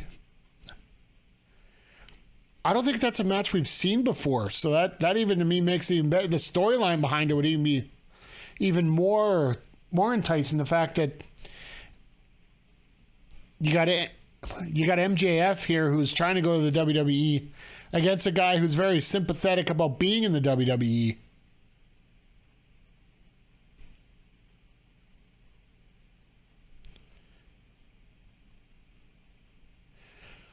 Oh, hey, Captain N.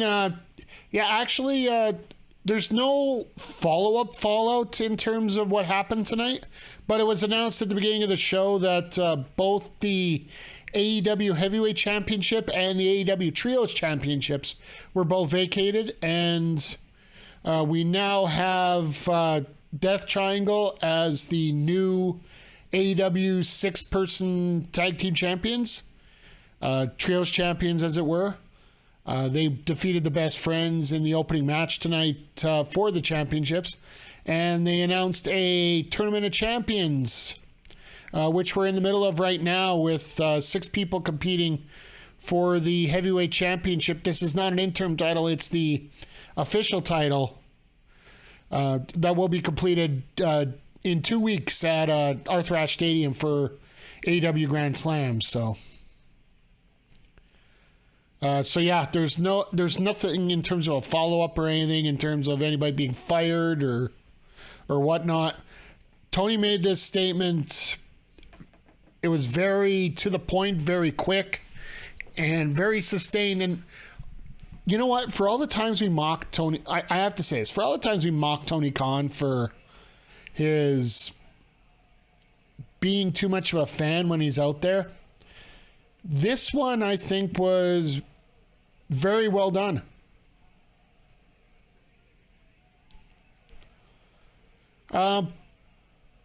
I I think damage control has been made as much as possible right now, actually, Captain N. Because he stripped the titles. Nobody involved in that situation is at the venue. There was no...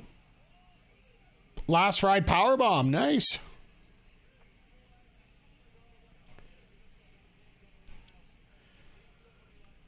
Maybe Tony Khan was trying to mock Triple H for having a proper damage control in place. I don't know.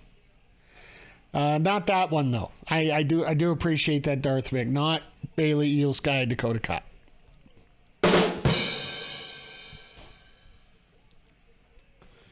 Or as we say in Alberta, the real Captain Coda. But yeah, tonight we're getting, in a quarterfinal, we're getting Paige and Danielson. On Friday, we're getting Sammy Guevara and Darby Allin. The winner of this gets Chris Jericho next week. The winner of that other one gets Jon Moxley next week. Then the winner of those two move on to the final at Arthur Ashe Stadium in 2 weeks. So...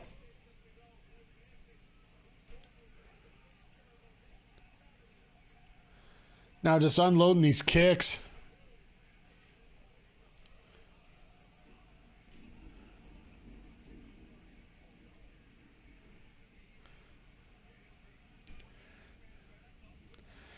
This is the first time I think he's ever done the 12 to 6s on the ropes.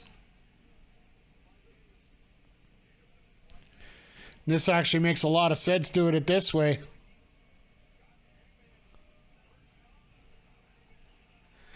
Nice. You gotta love it when a man gets back up on his feet off a fly like that. Wow. And then a quick transition into that lapel lock, isn't it?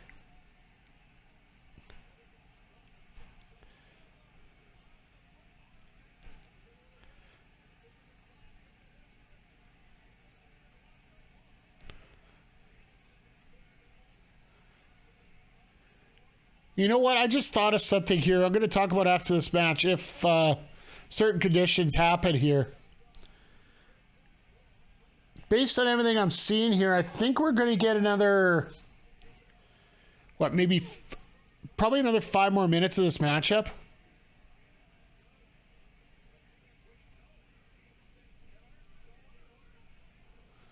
Oh, wow. Okay. Double underhook...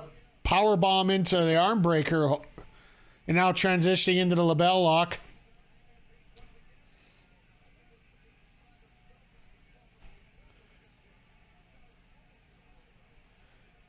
Don't bite, don't bite, don't bite. We don't want biting here. We've had enough biting this week.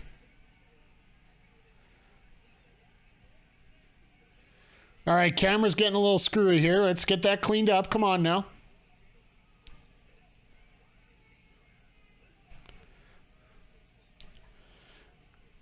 Very tight match here. Like, these guys know what they're doing, and they're going right to the bitter end here. And this is, what, 20 minutes into this matchup? And actually it makes a lot of sense the way they set these up, right? Because you're not going to get a 20-minute match between Guevara and Allen on Friday, right? And you're not supposed to on that hour card. Maybe 15 minutes, tops.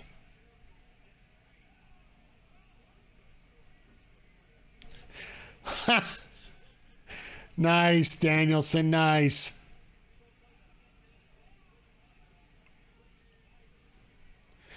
I do love the fact that Danielson goes for... or Page goes for clotheslines and not for chops. Rolling elbows all over the place.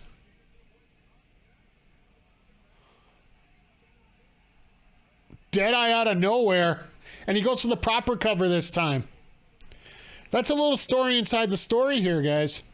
Because if he wanted, he could have just rolled over onto his back and hooked the leg again. But you remember after the first time he did it, he got caught in that label lock. So this time he made sure to go for the proper cover there, right?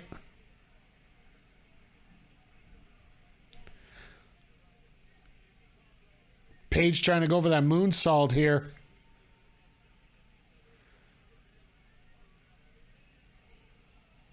And, of course, nobody home. And boom. There's your knee. He's in the ropes. That's how you're going to kill another 5 minutes here.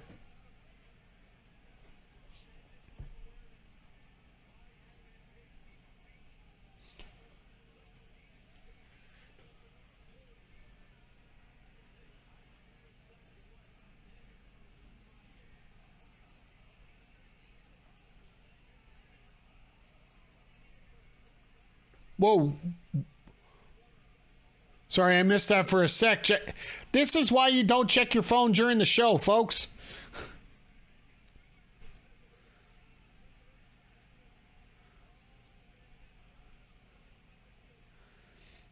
Now, if nobody was in the way last time... Oh.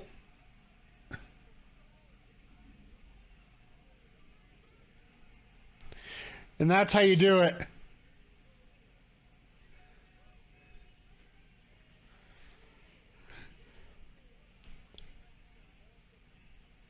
If you're going to finish it and make both people look good, that's how you do it.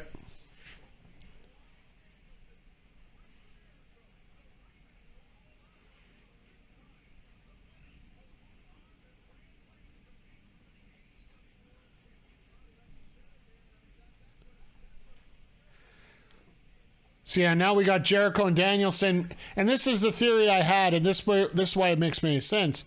You want to get a lot of matches in here that are familiar. So what would make the most sense is you get Danielson and Jericho can run back what happened at All Out. And hopefully what happens in the main event here can play a little bit of a storyline into what happens in that match next week.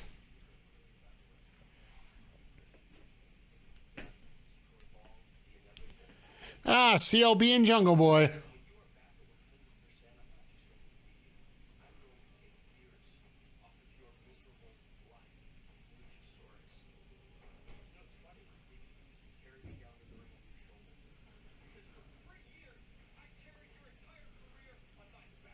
Nice.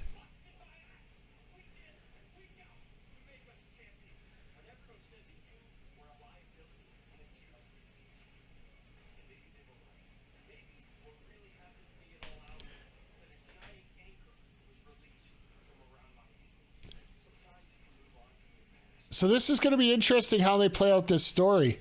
I'm assuming they're going to do Jungle Boy and Luchasaurus first, followed by the Jungle Boy and then Christian Cage match there.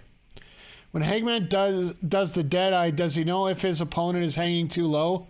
Or is the guy taking the move to know if he's too low and tap Hangman to let him know not to drop him on his... I'm not a wrestler. I'll be the first to say this, Jagger, but just from what I've seen and what I've learned from being around wrestlers enough, if you actually watch the Deadeye, it's similar to what happens with a pile driver. Pretend I'm upside down. I'm not flipping my camera anywhere. But you'll see the guy's hands are like this.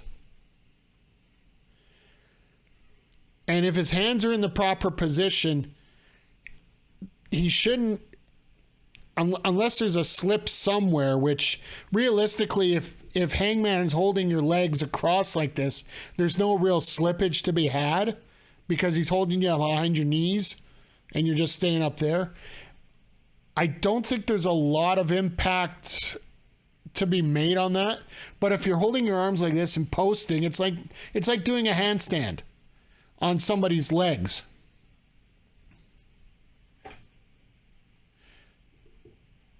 Because you notice he goes down on his knees and he just doesn't sit out on it, right?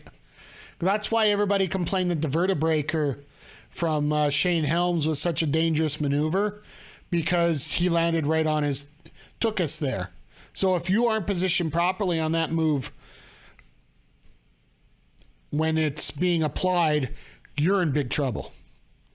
But with a dead eye, he's going down to his knees. So essentially, if you can do a handstand and push yourself up so that your head is above your hands, or below in this case, as you're seeing me, it essentially it protects you enough that you're not going to get affected by the move. But like I said, I'm not a professional wrestler. I'm not giving professional advice.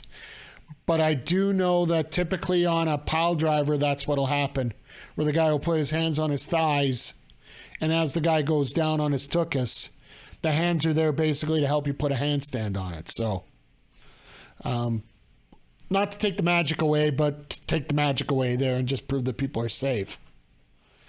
Some people just have huge thighs that you can do it on without a problem as well. So, there is also that as well. So,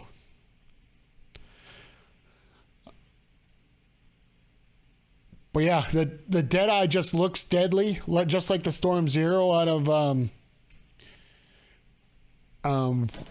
Trent there. Sorry, Trent Beretta. Sorry, I had a little brain fart moment there for a second.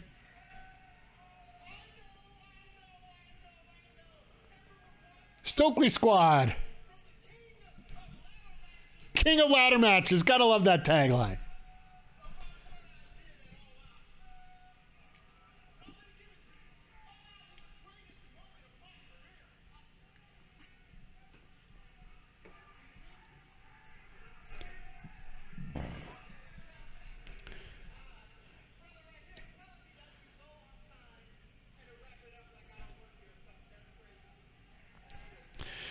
You're a dead man.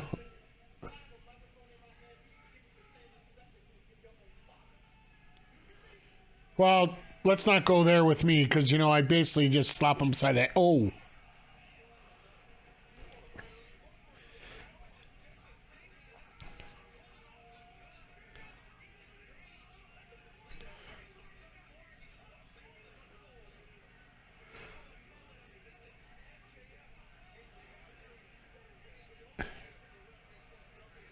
So they're talking about how he assisted getting that championship, but they didn't say anything about working with him. Oh, nice hop. Well, cameraman, get your damn angles right.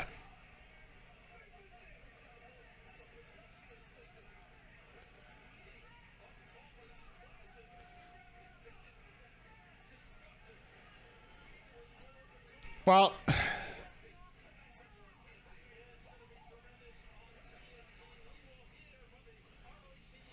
so we're getting our rundown here of the show on Friday. Demon Rain, okay, that's going to be a nice veterans matchup.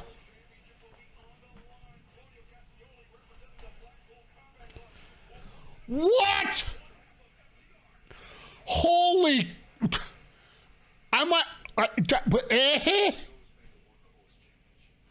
Jesus!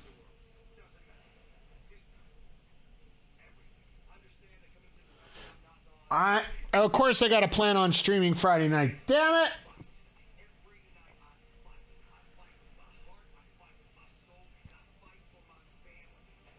And I just typed in Claudio for one of the choices for the Pure title match. That was great.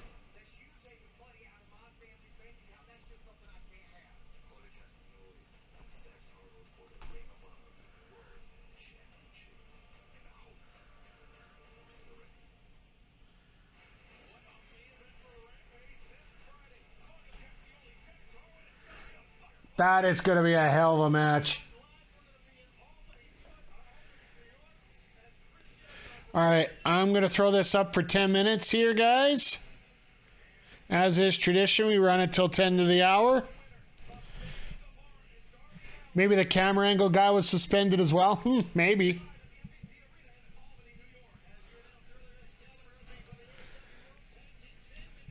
So we got the tag champs. We got the heavyweight champ at...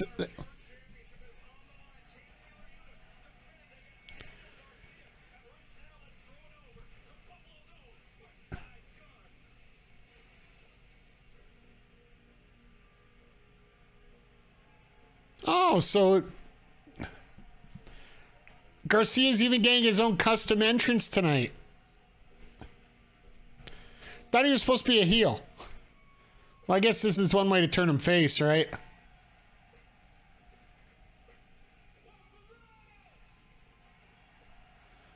See, everybody's got the Buffalo gear on. Well, it's sort of.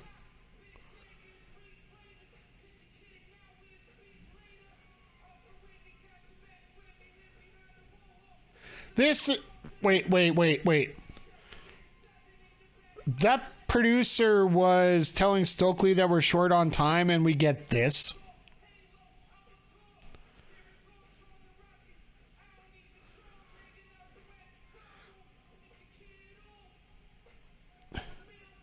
Everyone has Buffalo gear on because what else is there to do with Buffalo? Hey, there's the Sabres there.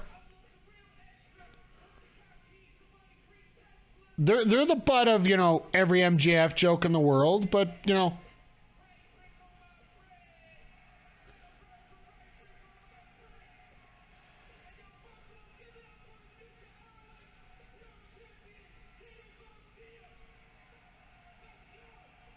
All right. I don't think Garcia's getting as fired up with this music as, you know, you would expect, you know.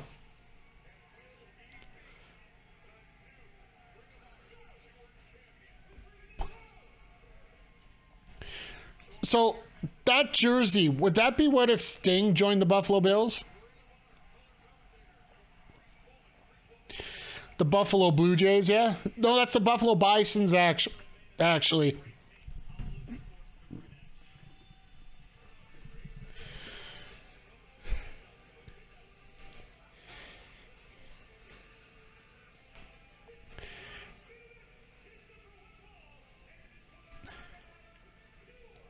I still love the fact that they bring in the Ring of Honor ring announcer for all the Ring of Honor matches. And they change the graphic and everything.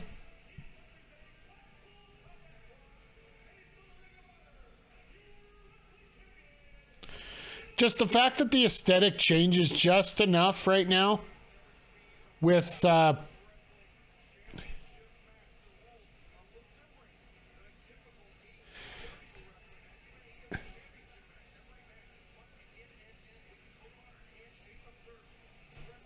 Okay, so now we're going to get... Yeah, they're going through all the rules as always.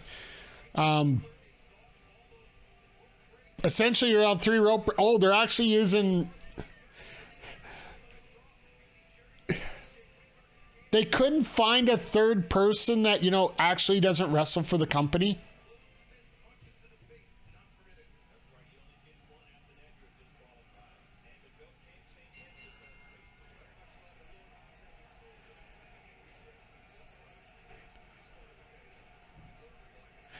Well, Wheeler knows exactly where he is right now. This is pretty awesome here. You got... Anytime that you can get the local wrestler to main event a card, it's always a good thing. I think we lost that a little bit during the Vince era, where it had to be that the hometown person lost. But I think there's very well a possibility that Garcia could win it tonight.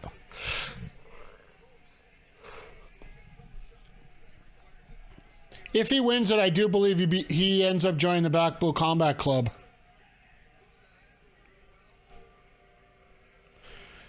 Because as of right now, the last promo that Wheeler did, he said point blank, no, nice. Because you can't hold yourself in the ropes to get a break, or else it's a rope break, right? So...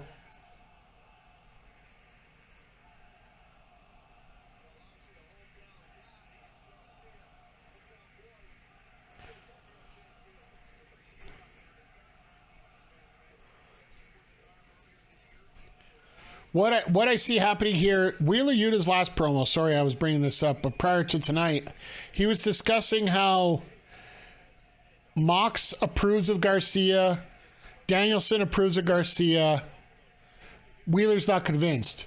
The best way to convince Wheeler, and we were talking about this earlier when it comes to the championships, you beat the champion in their own game.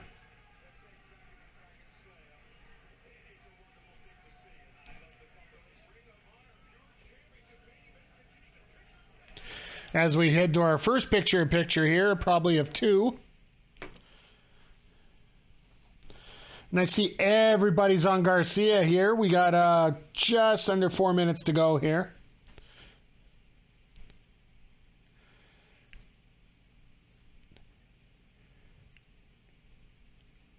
Very even match, I will say this. Like, I know that everybody here, obviously, who they're predicting is Garcia to win this here. I don't necessarily think he needs to win it, but it would...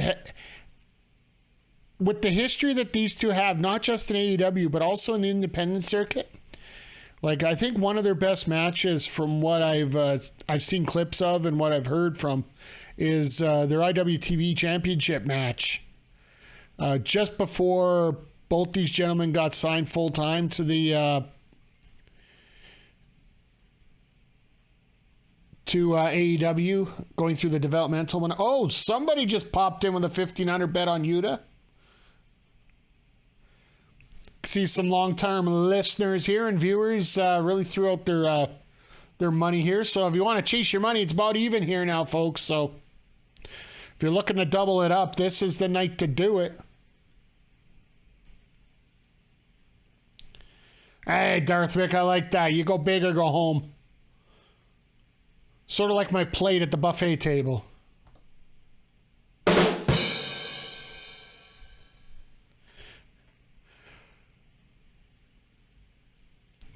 But yeah, I love the fact that these guys have to bring the intensity, but they're not allowed to bring the physicality in terms of fists, in terms of any illegal moves like that. Because it's, when it comes to the pure matches, they are such sticklers on that stuff. Even if it is AEW.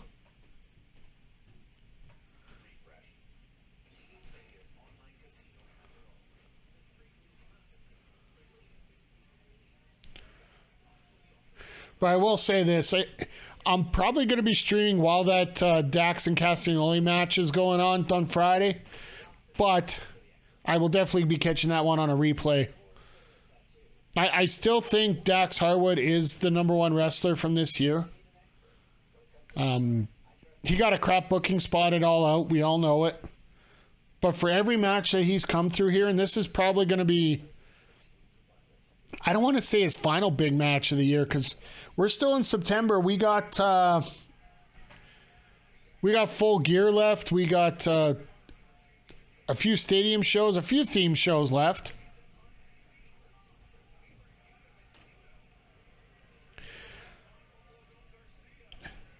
But I know Rollins has had a hell of a run. I know that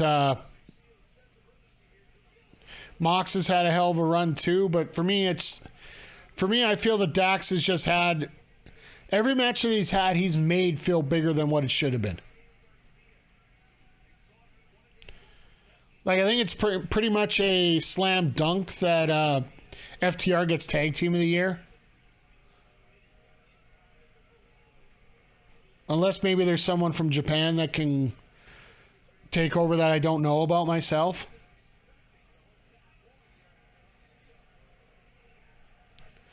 Now we enter the chop fest.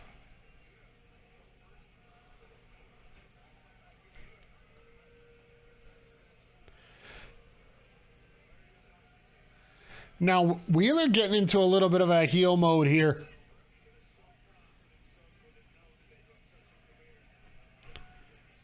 Starting to get a little bit more established here. I do like this a lot.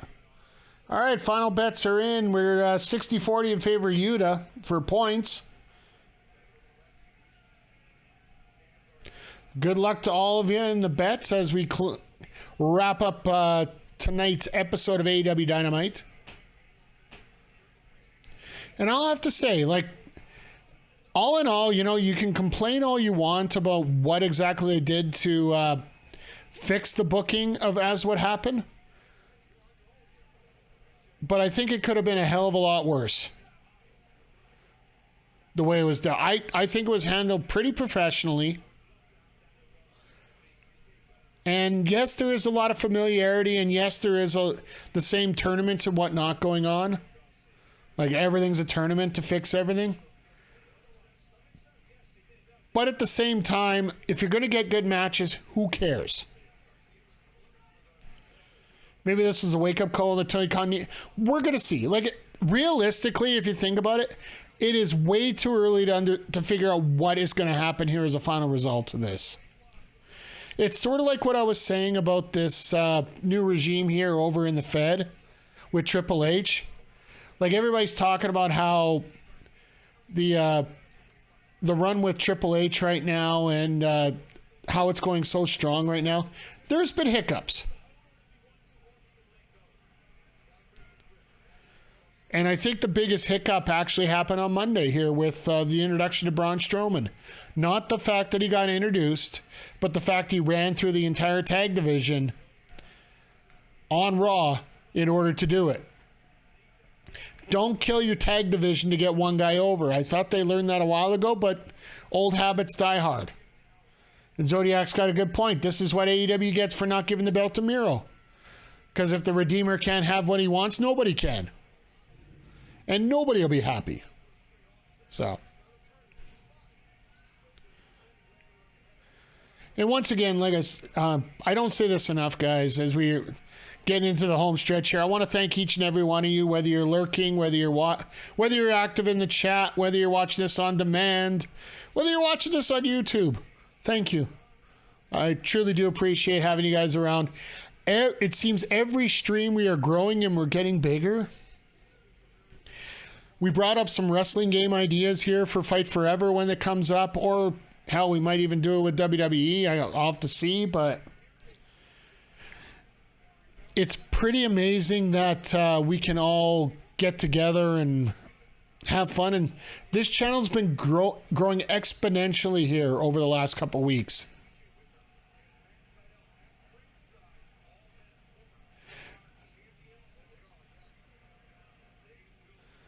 Please, Daniel, we can't keep doing this.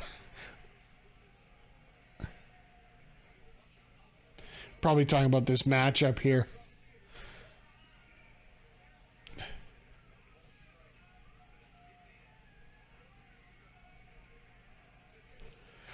Wow. Yuta looked like he took that one a little bit harder than he should have. Good thing these guys do neck exercises as we go into our second picture-in-picture break here. Normally, this is where I do all my plugs for the thank yous and whatnot, but it's been weird, guys. I'm giving you a real moment here. It has truly been humbling to see how many of you guys have popped in here. I know a lot of you guys have been here from the start as I started doing this watch along. I know when others have set up their own watch alongs. In many ways, I feel it was in direct correlation to me starting up, but that's beside the point. You guys still stuck it out with me here, and I'm really looking forward to seeing what we can do in the future here. Not just with this, not just... I do know that Full Gear, we will be doing a headbutt through the ropes on the outside. That's interesting. I know we got some bigger things going. Oh, what are you doing, Yuta? Isn't that disqualification? Ref should be using up a rope break for this.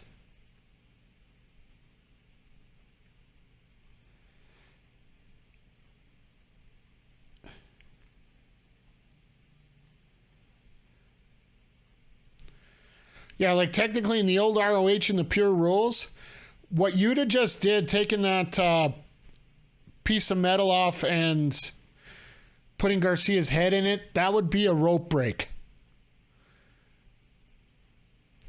Because instead of a disqualification, you just get your rope breaks taken away, and then following that, then things get really interesting. Like Garcia could apply a submission up here too, right?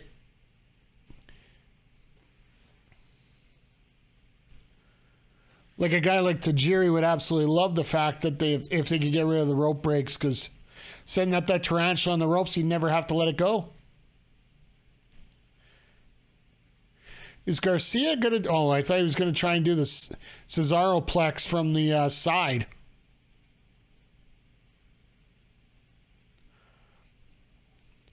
But in terms of talking about Miro with that championship, I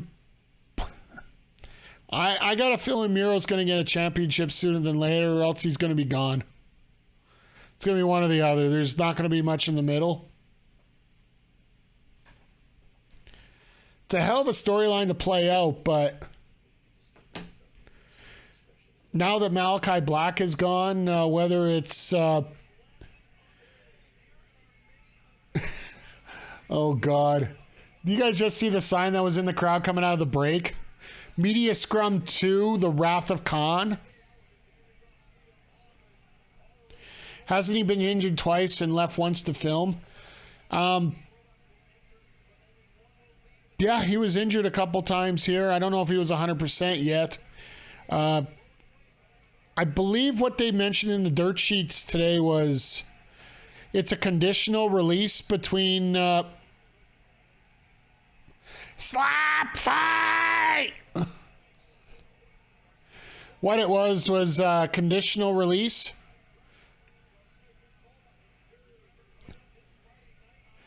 Saw the shirt in the crowd at Clash of the Castle. Yeah, I did. Especially irked me on a double reason. I don't hide facts. The fact that I knew Chris Benoit, just like, not buddy, but we did chat a few times after I met him in my high school days.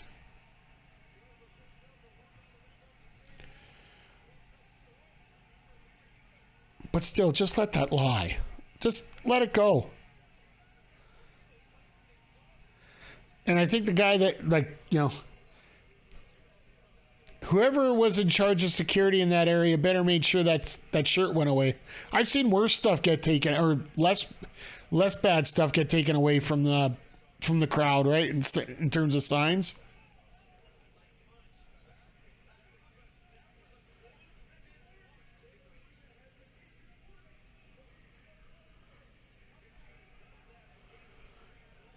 So, under the Pure rules, you're allowed one warning for a closed fist.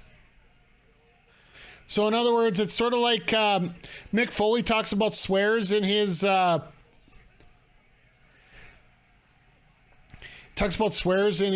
stand-up routine. He's allowed one, so he makes sure it makes it count. Well, we're getting close.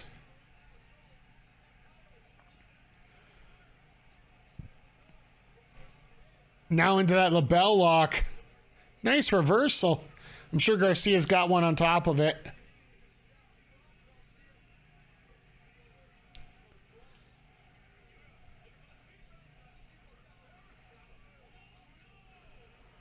Garcia's the first guy to kick out of that. Oh, wow.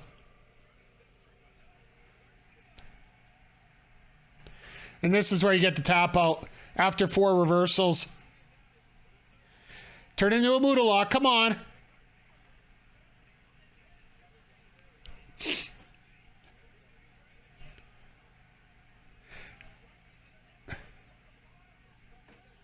Who's going to give up first? The twist of the neck or the twist of the... There it is!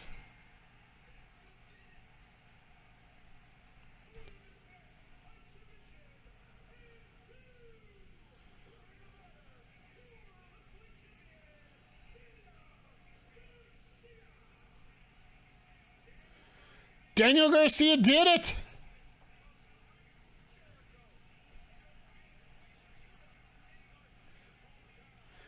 They actually, well, AEW's a little more famous for letting their, that pop. Sorry, I had the volume down a little bit, but I heard it, but...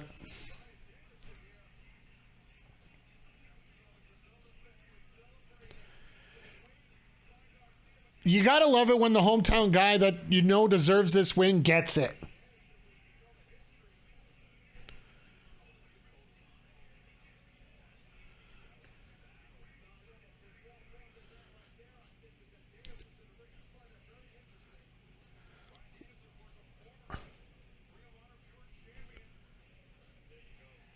There's a show of respect right there.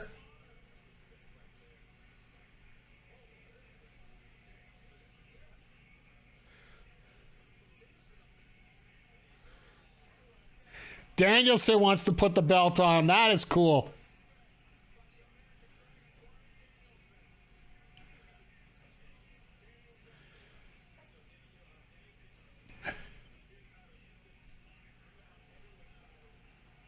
And now Jericho's going to... Now we're getting a story that we don't need right now.